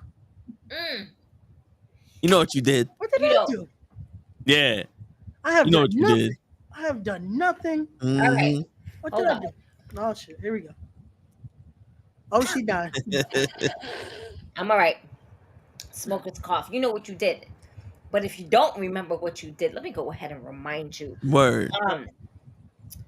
Toe and I have been informed that you are an accessory to kidnap. Yes. Yeah. You. I don't know what you're talking about. You. That is you up there. Yep. You. I have done no such thing. You picked up the phone call from Lala and you did nothing. You did, Auntie. Where are you, Auntie? You laughed in her where face. Where are you? This phone. And yet you couldn't track her. You couldn't be like, yo, I got you. Hold on. You don't have the Find My Lala app on your phone? Word. Where's your Find My Lala app? Oh, Ray. She protected you too. This is why he's quiet. Yep. Look at his face. Quiet. He has this new toy set up over here where his microphone's above his fucking head. And it's funny how Lala go missing and he got a microphone. He got some new shit, new seat, new location, Funko Pops everywhere. Yo, let me find out that the new Unc went ahead and paid you off. Word. Did he come up to you and say Shabakwa too or some shit? He did some strong shit to your ass? I'll have to talk to Big Baby. I got all the answers for you, okay? Okay. I plead the fifth. Oh, that means you can't count up to 5 here. Wait, but you didn't you do I don't have to say anything. She is fine. That is all I will say. She. Oh, he know that she fine. You wrote the script. No script needed. I just know she's fine. But where's she at? I don't know. How you know she fine, but you don't know where she at? I think I know she's fine because Big Daddy Adriana went ahead and posted up Auntie's lunch or dinner. Who posted her breakfast? Oh, that was her breakfast. No. Who posted her breakfast? You posted her breakfast? You? She's fine. She in your house? She ain't here. Oh, she ain't there. You want to know why? Because he's still alive. And so is the damn dog. Where's the dog?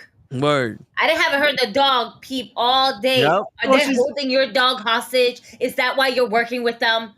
Fucking Toad, they got to the dog before we did. That, you know something? It could be Kenny too, because notice Kenny ain't been here for a while, and they got the dog, and he been one that, you know what? The fuck y'all doing?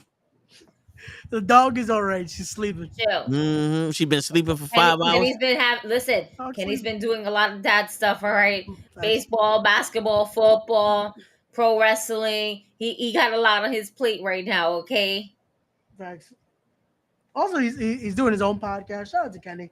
Finally got to do the call up podcast. The podcast right now. He is. He's actually doing the call up as we speak. Are you serious? Yeah. Yo, you should tell him to send the link to us, and we should just jump on his podcast. So he's live right now. I'm about DJ.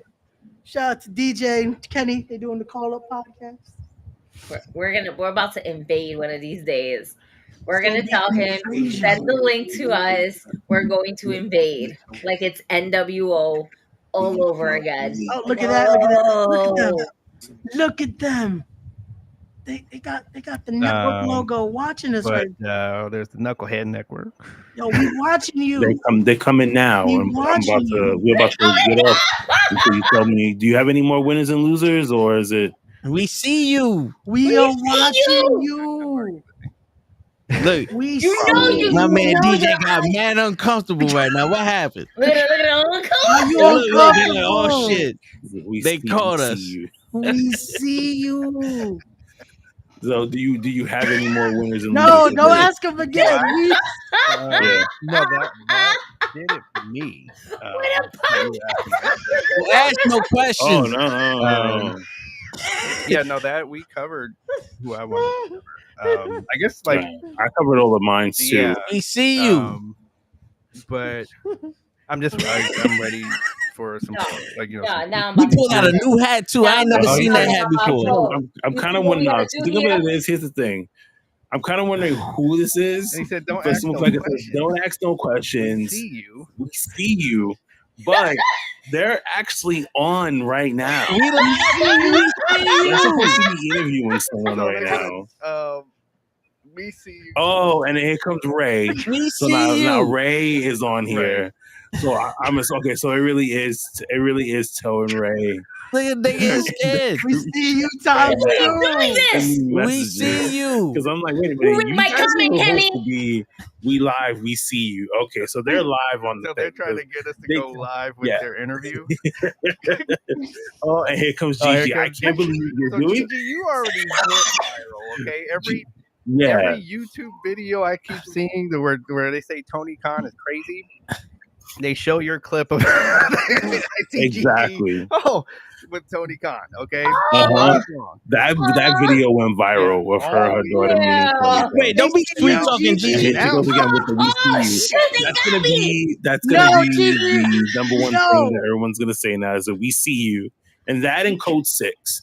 So you have to tune in. You have to find out what code 6 means. All right, right? Because something happened to Toe over the holidays that he just says code 6, right? So he had a little incident. They pulled me over. Woo woo. Code 6. You got the nigga. And now everything in there, it didn't go well.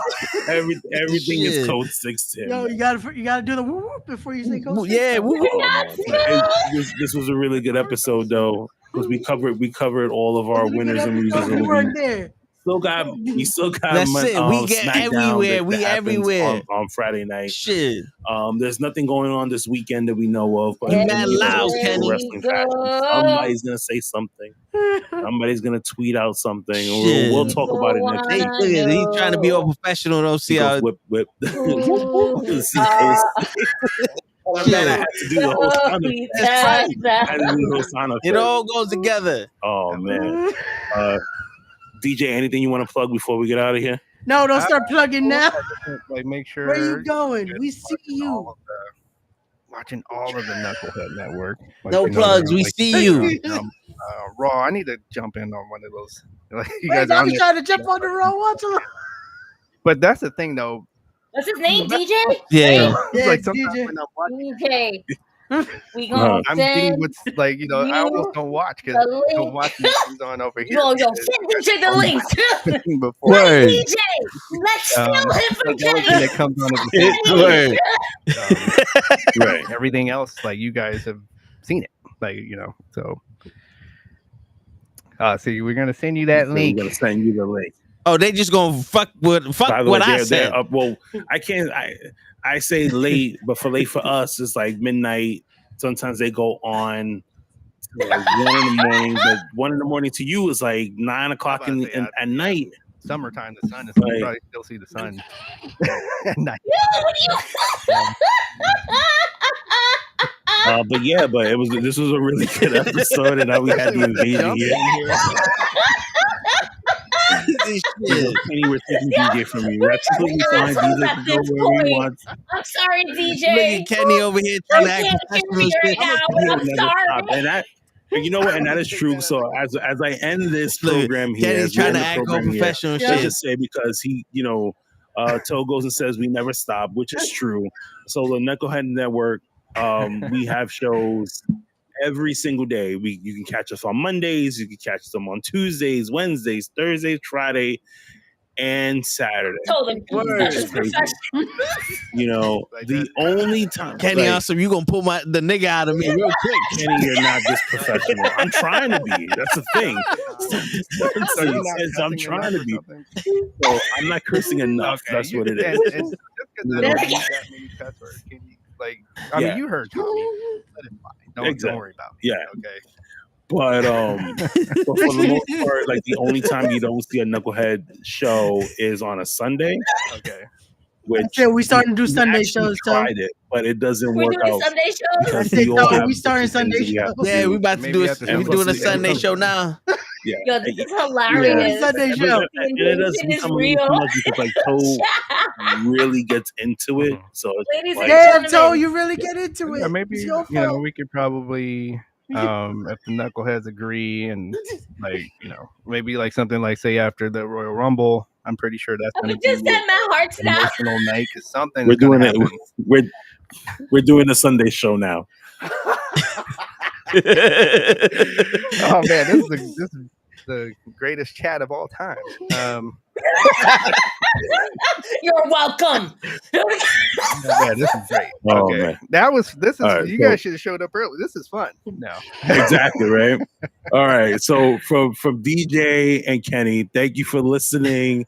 Enjoy. We will see you next week. Don't forget to like, comment, and subscribe. please do. Tell a friend to tell a friend to tell a friend. fuck It's themselves. East Coast, All are welcome. West Coast connection He's not telling them is to go fuck themselves. alive Word. and well, and we are doing our He's thing supposed to here. tell them to go Guys, fuck have a good themselves. night and enjoy. Go fuck yourself. Unbelievable. He couldn't even fucking say that. Well, he cut it off, motherfucker. Oh! Yo, if he busted in here now, Wow. Tell him to Watch, go he's gonna fuck jump in here like, what the fuck is wrong with y'all? word. What? He's like, I can't do shit. Send them. Find DJ. Send him the link. He got time on his hands. Word. That motherfucker. DJ's not It's sleeping. 7 o'clock over there. Oh, And then let's be professionals when he gets away. you gotta be like Show earlier when he was delivering packages. Bring out our very professional voices. Good evening. Yo, word, yo. Show How are was you? Show was delivering the package. He's like, hi, I was just about to knock. You opened the door. That's so awesome. Oh, it's 1A? Oh, yeah, okay, cool. I'll leave a note. It was the most proper we ever heard him. I was like, Oh my god. This is amazing. I'm so glad I saved this for that. Word. oh, what an episode. Well, thank you again to PJ Savage. Thank you Word, to Joel PJ. Maximo. It's been great. Joel Maximo, absolutely. Shout out to Kenny's guest DJ, who was a good sport with our group See, chat. he was on the Knucklehead Network before he came on. That's it. Welcome to the Knuckleheads. Word. Oh my god. See? See, I count that as an extra guest. There you go. We got we two had him guests. on the stream. We We got two had, look at guests. that. We got 3 whole guests in the show. Boom. Word. There you go. Ain't no other place doing that. We have an interview and we invade other niggas' shit. We turned Kenny's guests into our guests without them. Yo, Kenny was so uncomfortable right now. Like, what are they doing? No, he really What are was. they He's like, doing? you fucking asshole. Yeah. Fuck you guys. What the fuck are you doing? And I told I hit up Kenny on Instagram. I sent the link. I said, send that nigga the link. I'm gonna find DJ now. We're gonna find DJ. Word. Where is this? DJ. We see you, I said DJ. DJ. No, We see DJ. you. See you. They were like, oh shit, what you mean? Oh wait. He's like, what you mean? Come on, Kenny. So, Kenny. Mm-hmm. see, I'm so glad we did this now because I got the heat off me. Nah. You still gonna get it. For no reason. Yo, I wouldn't be surprised if Kenny's watching us right now. These motherfuckers. We appreciate you. No, Just I'm saying. sorry, See you, Kenny. Kenny. We see you, Kenny, and now you can say you see That's us right. now. Facts. Let us know, But Kenny. it's all right because we already did it to you. Whoop whoop. Code 6. Code 6. Oh, 6. Now, Now you know how I feel. Oh my god! how you doing, I Shell? am fucking Oh, weak 6, right Shell. now. Oh man. Shit. I'm going. I'm gonna find him. I will find you, and I will send you the link. Word. Will join us. Join us. Just Join Facts. us. Join us. that's it. Join us. You will be one of us. One Yes. of us. One of us. One of us. Oh man. Oh man. Guys, we're getting closer and closer to the Royal Rumble. Yes. We got some AEW action happened yesterday. At Daly's place, they basically took it back home. All right, it is a homecoming. Darby Allin got swung. Yo, that's the only thing I saw about yesterday. My man got swung into another universe. For real. Okay. That shit was hilarious. It was like 1, 2, whee. And they spun his ass too. Yo. No. He spun himself. Let's be real. They gave him air, and he was like, I can do this, like as if he was like a figure skater. Word. Okay, because those was some pretty twirls that he did. They were clean. Yeah. Until he landed, because that landing wasn't good. On that bottom rope. I'm not gonna front though. The first thought that hit my brain, the way he landed on like the side of his head with the rope, where basically it's just brushed up against his head and just like kind of ricocheted. It kind of reminded me low key of like when Enzo Amore had his fucking first concussion. Like that was the first thing I was like, holy shit. I've never seen some wild shit like that since like when Enzo Amore was in WWE at that time with Big Cass. And they had that match with the Von Villains, yeah. And then New Day was looking. Yep. So that was the first initial thought. And I was just like, oh my God, Darby Allin died. Yeah. No, that kind of bump is scary to see, but luckily Darby was, I guess, protected himself well enough. He's good. And then we get Spy versus Spy. Well, before that, before Spy versus Spy, we get Sting deciding to do his move to Hobbs and just land on supposed to be 2 tables where it's really just 1.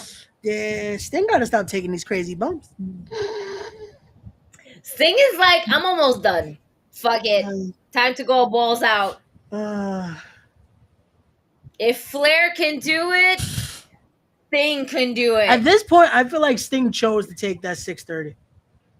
I don't think he didn't from move. Sammy Guevara. Yeah, I don't think it was he didn't move fast enough. I just think he decided, I want to take a 630 today.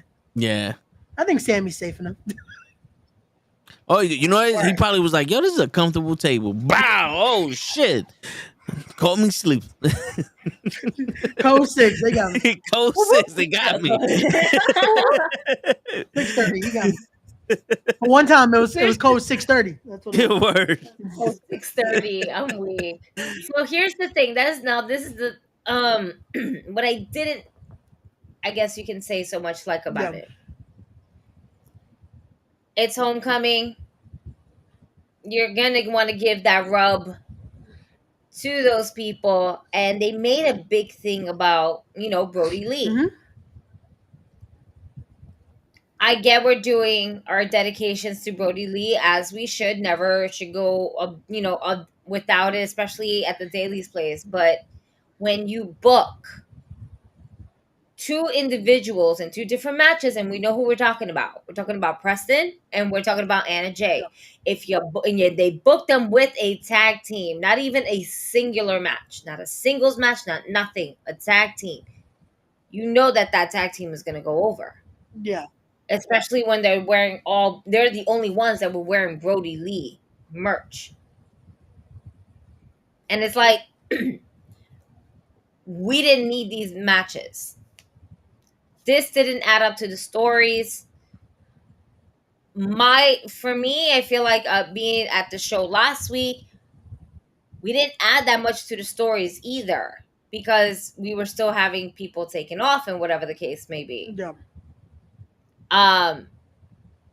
But it felt more like a filler match than it's not a filler match, excuse me, a filler show, rather than progressing into more in depth within the story of each of them. Now we are getting Spy versus Spy versus Spy versus Spy. All right. Darby Allin and Sting, they're Spy versus Spy. Okay, because all they wear is black and white. True. Yeah. Right? So it's just one team likes to wear the solid colors as it's supposed to be, all fucking mixed up and shit like that. But this is going to be exciting. Yeah. What is the Spy versus Spy shit? You didn't see that how Matt and Nick were like? You never seen Mad TV? I don't remember that. I was Saturday Night Live. Oh, okay. Oh, that makes sense. No, yeah, you got to look up Spy versus Spy, and then look at what Matt and Nick were wearing, and then you'll get what we're talking about. Okay. Yeah, because they legit, it was too perfect, and then how they're trying to act like all nonchalant, no smiles, anything like that. Meanwhile, then they post a picture with the Hardys, and Nick is smiling like, "We're back, guys." Matt is still holding the straight face, and Nick is just like, "You've never really watched Mad TV?" I'm sorry. I'm trying to really stay with the wrestling thing here, but I feel offended that you have not really seen Mad TV and Spy versus Spy. It's the only cartoon that they have on Mad TV. And against a whole bunch of skits. I personally am going to say that I actually preferred Mad TV over Saturday Night Live. I was that person. The reason why we didn't watch Mad TV is because my brother was the only one that had a cable box in his room. So we would watch TV in his room. And the minute that motherfucker, look what I could do. Once he came on, my brother was, I don't want to say freaked out, but he hates that type of shit. Like those people. So he was like, yo, turn this shit the fuck off. You know what I'm talking about, right? Look what I could do. Yeah, look what I... You're talking about Stewart. Yeah, he hates. So every time that motherfucker was on TV, he's like, yo, turn that shit off. So, so Mad TV wasn't on but for maybe 5 seconds. Damn. Stewart was such a good fucking character. Yeah, so... I mean, Living Color, Saturday Night Live, and Mad TV, yeah. But, for me, I mean, Living Color, but... I guess at a point you always had Mad TV first, or on the same timeline as Saturday Night Live. Well, because Living Color was years before that, but then the more modern thing would have been Saturday Night Live, and then Mad TV. Mad TV. Yeah, and they were essentially like what, maybe 1 or 2 channels apart or some shit like Yeah, that. one was on Fox, the other Mad one TV was on Fox, and then you have Saturday Night was Live on being NBC or some shit. Yeah. So it was during that time where, again, battle of the channels, Saturday Night Wars. Word. Yo, wasn't ECW on Saturday nights also? Yes, it was. They started, I think either at midnight or at 1 o'clock in the morning. That was what we was really waiting to watch. Yeah, because it would be like I think at 1. Yeah, and Like MSG at 1, channel and shit. Yeah, you had to try to stay up. If not, yeah, you never you missed it. Yeah. Nah, man, I was smart. I recorded this shit. I had the VCR set up for 1 o'clock in the morning, and I already had the channel there. Yeah, shit. I was smart. Y'all fucked up. I don't know that where for those everything tapes are else. at right now. I wish I still had those tapes. I had so many, and my mom threw them out. I had so many just recorded pay-per-views, recorded Raw and SmackDown. Yeah. Damn. The good old days. Facts, man. Yo, you just had to make sure you never recorded over a novella or something like that. If not, you're done. Yo, there was one time we had a VHS. My pops used to record the movies too. So, because he had the double VCR, so you rent it and then you just play and record. Yeah. You know, and then you get that shit back. So, and then he'll put it in like, oh, whatever the fuck the name of the movie was, you put it in there, and it's Royal Rumble 1993. Like, what happened to Cyborg? Fuck it, we watch it Royal Rumble. We didn't have a tape. Throw it in there. Fuck this movie. We had Monday Night Raw on the same cassette. Just rewind it. Like we watched it throughout the whole week and then rewind it. Monday Night Raw came, record. Mm-hmm. And God forbid that shit did not record. Oh man. It was because we got into fights. It's 9 o'clock, go to bed. No. Raw's on. I don't give a shit. My mom didn't give a fuck what was on. Go to bed and it's just like she's not dead and sneak it on and then you hear the door open. Bloop. Yeah, man. All right, so Daly's Place again. I felt like it was a filler show. Hopefully next week on Dynamite, or I mean, yeah, it can start tomorrow. Sure, why not? We've heard some news also about Rampage in general, where Jeff Hardy is very unhappy about where his placement is at within the company and where the Hardy Boys are at within the company and his disappointment. But at the same time, can we say he kind of did this to himself? Yeah. I mean, you can't trust you. This is the second company you come in all fucked up. Nah, not the second company. Jeff Hardy? This is the third. Yeah. Don't forget the name. Let's not forget I wasn't even thinking WWE. I was just thinking TNA in this one. Oh, let's not forget Victory Road. No, yeah. I was. You know why? Because the WWE that happened in a house show. So it was like. Yeah. WWE never got to really see it. Yeah. They were more like they wouldn't let him work. Yeah. At TNA, you legit got to see a match, and it's like, I get they wanted to make an example. But it's also a thing on you that should you have let him go out like that? No. Like card subject to change it. Like don't let us see him work like that. You know, like yeah. Somebody had. I mean, obviously, somebody looked at him and was like, "Nah, man, we can't do this." Like, I mean, I don't know. Main event. What do you? I mean, what else are you gonna do? Is as far as it was gonna go. Yeah. You know, Russo. At that point, there was no turning back. Just have him go in, whatever. 1, 2, 3. That's it. Didn't Eric Bischoff say that he was looking for him and he didn't see him until he went out there, or some shit like that, or like somebody saw him and they went looking for Eric Bischoff and then that's why he went out there and said, "Yo, we got." I mean, you know how you could always fabricate the story and shit, but that's something. Yeah, that's the story. That's the story they give. That was like, oh, it wasn't until. Like I think 5 minutes before the match, that's when they finally got a hold of him. Yeah. But again, who knows what's the real story? The thing that we saw was Eric Bischoff go out and call an audible. Yeah. Like, just they should have just gave the title to Booker T. Vince Russo. That shit. Now, this is now a good question. Yeah. We know Hardy Boys are pretty much done as like, you know, within wrestling world in general. Right? We're getting there. We're getting to their end of the road. But their vision at the end of this tunnel was supposed to be AEW Tag Team Champions. If this does not happen, who is to say, or maybe in a weird universe, you know, where Darby Allin was tossed into, do we see the Hardy Boys returning back to WWE for possibly a bullshit ass title run? Just to put one underneath their belts. I feel like somehow we're still gonna get an AEW title run with them. I don't think it's gonna be long. They're gonna at least do it once. Yeah. I doubt they're gonna have the Hardys and not give them at least one run with the belts, even if it's the shortest run ever.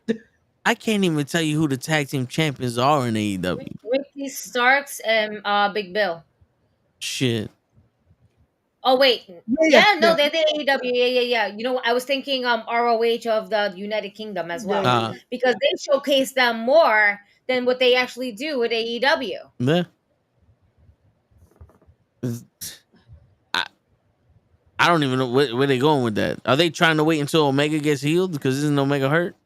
And Jericho and Omega with the tag team. Omega's not coming back for a while. Yeah, all right, Omega's he needs to. That if you're waiting for him, you're holding your breath. No, I think they're doing it's Sammy and Jericho. Yeah. Unfortunately, Kenny, he's gonna be out for who knows? Because for Brock, it took 2 years for him to finally get healthy. So, my thing is, wait, why he got does Jericho? Yes. Okay. Mm-hmm. Yeah. So it's gonna be a while till we get Kenny back, if we get Kenny back. Yeah. Because that's the sad part of it. But yeah, with that, I kind of forgot that Big Bill and Ricky Starks are tag team champions, to be honest. Like, just because of how much we've seen more of the ROH titles prevalent, it's like, oh, wait, yeah, you guys have the tag. Like, oh, okay. But so this is weird, right? It's like they don't know how to focus. They have so many titles, but don't know what to do with it. Yeah. Right? Where sometimes we feel like in WWE they don't have enough titles. Yeah. And they don't know, but they don't know what to do with it. Period. Yep. Right? So we're creating titles for the titles of another titles. But where's the significant meaning behind it at this point? There really isn't any. And it's like, I get that we are trying to build the ROH name again, right? Because it was already built. We're just kind of building more on top of it, but at the same time, we're not. By not having that product really out there, right? We complained about not having ROH product on the main show, but here we are watching Undisputed Kingdom with the ROH Championship titles opening up the show, having a segment at Daily's Place. We're not waiting for Kenny Omega. We're waiting for Adam Cole to heal. Yeah. Let's be. We're not waiting on Kenny. Kenny, we understand. Boom. We're not waiting on Kenny. We're waiting on Adam. We're waiting on Adam because Adam was not supposed to get hurt in Queens. Yeah, he wasn't. That was like a fucking freak accident type shit where all he did was jump off of a fucking platform. Yeah, we need Adam at 100 so that way we can start doing the Adam Cole versus MJF feud. We could start doing what they're going to build to with this whole Undisputed Kingdom storyline and all that. Roddy and Bounty Keith was fucking amazing. That match was good. Like, anything that Brian Keith, does in AEW, as much as, we were talking about him earlier today with PJ Savage, it's really entertaining to watch when, it's just such a bigger audience, and other people get to see how fucking awesome he is. We know how awesome he is. When I was in Jersey, we were chanting BK, BK, BK. All of us in the front, all of us on the floor, Yeah. because he is good, and it's great to see. It sucks because he's getting these L's, and we all know with certain individuals that he's been in the ring with, he shouldn't have it. Yeah. In all honesty, but there's gonna come that time where he's gonna get that W, and it's gonna mean a lot to him. But what can it do for that locker room back there? And what can it do for storylines? And how can we get there with someone who doesn't know how to write long storylines? I look, Tony Khan was great. I'm very happy. I'm grateful of his interaction with my child, making her a knight. Even though my daughter thinks she met Tony Stark. Hey, she met Iron Man. That's cool. That works. She met Iron Man. She could be a future Spider-Man now. That's it. Yo, I just have the meme of Tony Stark just like standing there. It's just like yeah. That's it. What? She can now be Spider-Man. We're good.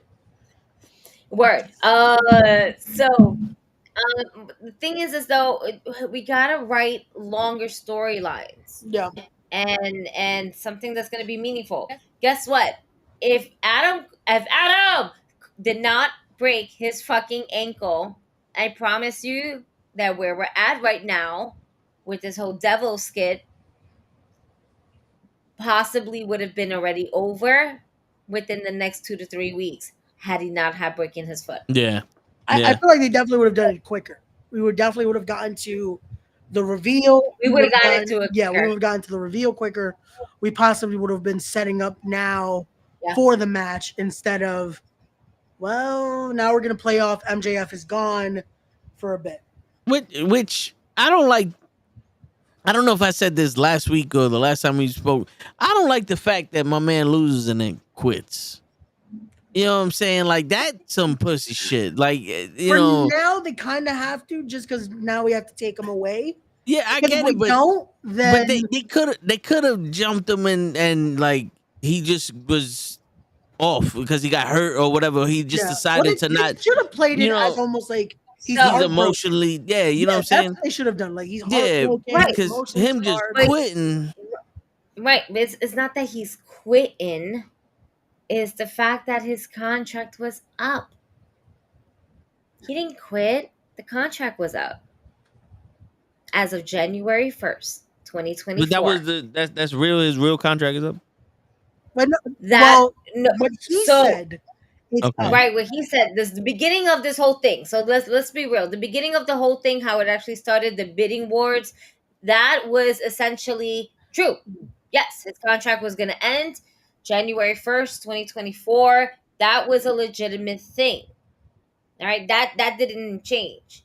But what changed is the fact that he probably signed the contract a couple months ago or a month ago at this point, right? And is playing up the part. Because why? We've been selling the bidding wars since about fucking 2 years ago. Yeah. So it's Tony Khan is putting up that dollar. Yeah. He's putting up that dollar. But it's crazy how he gets a title shot because he just signed a new contract. He becomes champion. His contract runs out, and now he's gone. It's like, are we gonna repeat this same fucking story? He's gonna come back with a new contract, get a title shot or some shit like that. It's like, oh no, he already re-signed. No, I know, but I'm saying the story. Oh, the story, yeah. Yeah, you know. Remember, he came back as the devil. About it this way, he is slightly injured, so he does still have to regard. He still has to recover. Yeah. Kind of forgot he worked through that injury. Yeah. He's still injured. He still has to get that shit checked out. What was it in his shoulder? Something in his shoulder, yeah. Yeah. So the storyline has been just unfortunately the worst luck with injuries because it's like. But I mean, they could have used that as a reason to write him off TV. His shoulder, like they could have hit him with a chair in the shoulder, whatever the case may be. Samoa Joe they could have fucking jumped him. What do you want? I don't want him to. Who wants At more? the end of the show, Who call up wants Tony Khan. Cole was sitting there and fucking Roderick Strong, next Strong, went ahead and did a flying knee, and they all fucking jumped MJF. What the fuck you mean? But then you get the call. I quit. Toe has been inspired. He never said he quit though. No, he had. Pretty words. Didn't he have a call with Tony? Didn't he call him up and said he quit? I could have swore I heard that shit. No, that's never happened. What? No. Before Samoa Joe fucking did that promo on Dynamite, they didn't show that. They didn't hear the phone call that he gave the Tony. What? Yo, I heard either they did that or somebody said he called up Tony Khan. Tony Khan. The new signing. Because Tony Khan is too busy talking to Gigi, we got to get Quan up in here. But didn't he fucking call her up and call him up? I'm telling you, bro. We're gonna search up this segment and get back to you. But where the fuck is Taquan? So the only time I could actually remember anything that has to do with a phone call that has to do with Tony Khan and MJF was that first initial one that he did when he said, "Fuck you, you fucking Mark, I quit." Yeah, and that was and over then a year eventually, ago. Yeah. Right, and then they did that whole phone call. Was like, "Yo, I need you to come back to work. Let's talk about this." Yeah, that was a while back. So. That might be what you're possibly thinking about, and then somebody decided to repost that. I wouldn't be surprised if someone posted that, just like this is his swan song. This is the goodbye for MJF. Right. Yeah, it makes sense. Yeah. But that did not happen in the recent weeks, sir. Yo, you know what? You know what Toe is? Toe saw some clips of Urban Wrestling Federation from back in the day, or to write someone off, they would shoot them. That's what Toe wants. He wanted the undisputed. He wanted that Vince McMahon limousine blow shoot up. MJF, and now he has to come back in like a month or two when he's and he'll pull a bullet through his brain, and he's gonna come back. No, because I remember he traveled through the tunnels. Because I remember with the rest of the like the story. Sorry. I'm so sorry. Oh my god! Because I remember seeing it's like MJF quit right after the pay-per-view, and then they removed him that Monday. Oh, because they removed him from the roster. Well, yeah, they removed that was part of all this that they had to remove him. So again, I don't know. I'm assuming that's what they're playing off though.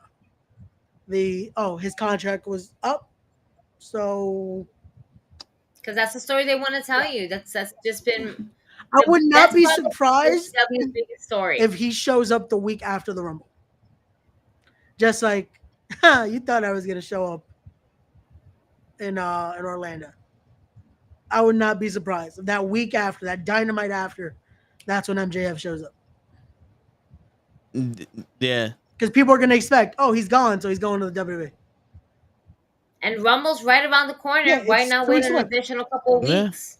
It's 2 weeks away. So that and they got to do that. They got to do that because when Mercedes comes in the Rumble, they need their own little look. We got a surprise too.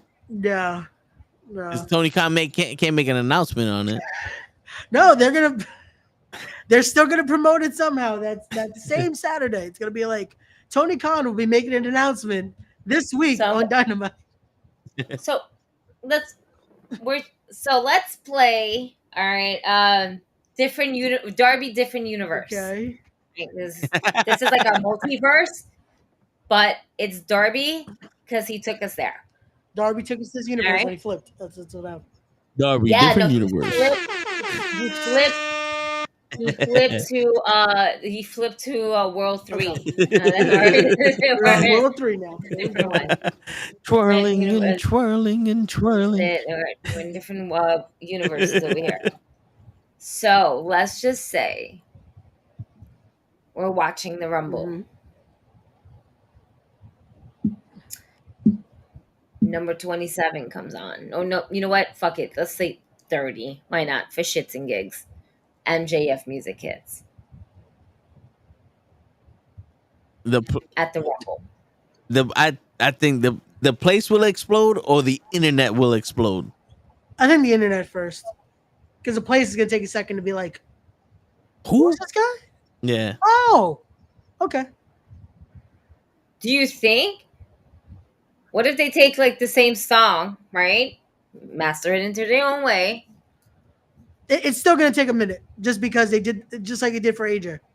Because unless they get something that's very similar, it's gonna be like, who is? Oh, but the internet will explode quicker. Because it's like, yeah. Oh shit, they did it. I'm still hoping number 27. Too perfect. That keen number of like, that's where the future, that next guy up usually comes out at number 27. Now you know why I said 27 first. I was saying 27 for a minute. I was like, we'll see him at number 27. You should have just left him there. But it would be a pop. It would be a pop. It would be something that's like, oh shit. Well, Cody said he would love to see MJF in WWE. There we go. That is true. Yeah, that but Cody. Do we see MJF as EC3? No. No, because he found himself before going to the WWE. EC3? Yeah. No. EC3, that first run in, I don't think was ready yet. Because when he left WWE again, that's when he was on his best run. Yeah. Before he became find yourself and all that type stuff. Yeah, but when he was in Impact as a champion, control your narrative. Yeah. I mean, that was the most dumbest. This is a testament to Bobby Lashley. But when he was world champion in wrestling, Bobby Lashley, I was like, okay, this dude found his shit. Oh yeah, in Impact that time he was but he definitely after that second time with WWE, he was ready. That was when he had his name, he had everything. But with MJF now, he has something with him. He doesn't need go find yourself, kid, and then come back to us. Like now he has a character. He has something established. He's been working with names that have given him that boost. Now he knows how to work a main event match. He's been working it for the last year. Like, I think now more than ever he's ready than, let's say, when he first signed with AEW years ago. So. Okay. And also, this is the thing with it is, it's not like he's going to get put into the main event in WWE. Like, he'll still get to build himself up to then a prominent spot. So you're saying? I'm sorry, I just forgot that CM Punk was actually there. I was gonna say he comes in during the Rumble, eliminates CM Punk, and now CM Punk versus MJF for WrestleMania. Oh, and then The Rock still main events with Roman Reigns, and CM Punk is back to where he was at when he once left. I'm not.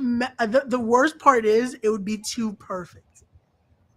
Too perfect. But because think about it. They would have Mercedes. Mercedes Moné versus Jade, and then CM Punk versus MJF at WrestleMania, and AEW be like, yo.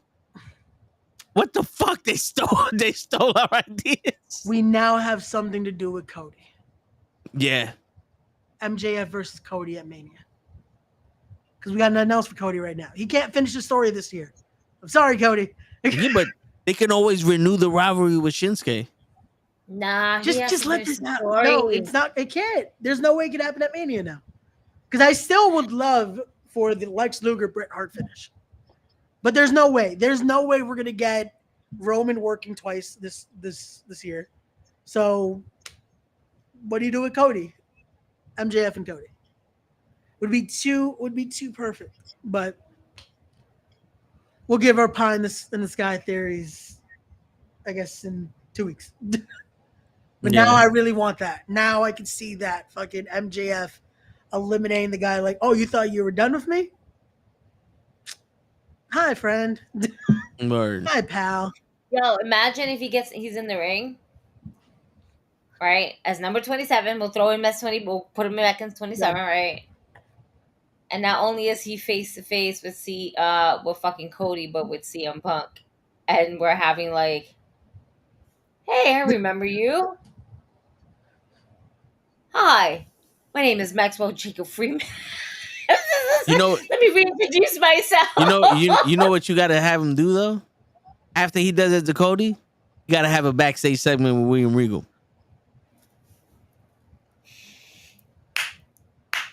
Remember, William Regal was the one who stopped him from going to the E the first time. Oh shit! Hey there, buddy. Word. Remember this email that you wrote to me? Yeah. Like, oh fuck, you asshole! You came back. Word. I thought you died. Real quick, Anthony, MJF will go to the main roster. No, yeah, he's going straight to the main roster. He's not Brian Pillman's son. It's not only that; it's more of like he needs to. There's no way they're gonna put him just back to NXT. Like it's gonna the be momentum you get from him debuting would die in NXT. Yeah. It's also like again the pairings. It makes sense for the main roster. Like he has built-in stories with Punk. He has built-in stories with Cody. You can do him and LA Knight. You can do him and Austin Theory. There's so many things they could work on. And just think, there's so much they could do. You put MJF in, and he does his little run with CM Punk and Cody, and then you can have the real match MJF wanted was the rematch with him and Ricky Starks, because we know Ricky Starks is gonna make his way to WWE also. Just saying. Wait, ready? Ricky Starks would not be on the main roster though. He would be NXT. Yeah. Because they would want to get that rock persona off him. Yeah, I wouldn't be surprised if he goes to NXT, but I don't think it would hurt him either. I feel like he would be fine with a little time in NXT. It doesn't have to be long.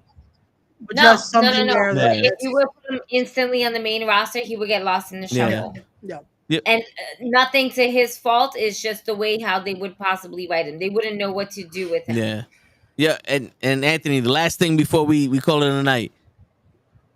MJF, and you guys know how I feel about this dude, and Bryan Danielson. Watch that match. Enough said. Yep. Right. There you go. That's it. He's on the level. And on that note, ladies and gentlemen, it is your friendly neighborhood knuckleheads. Thank you, PJ fucking Savage, Ray. That's right. For coming on. I said it. I said it once. Yeah. But we need you to say it every time. It's your friendly neighborhood knucklehead signing out.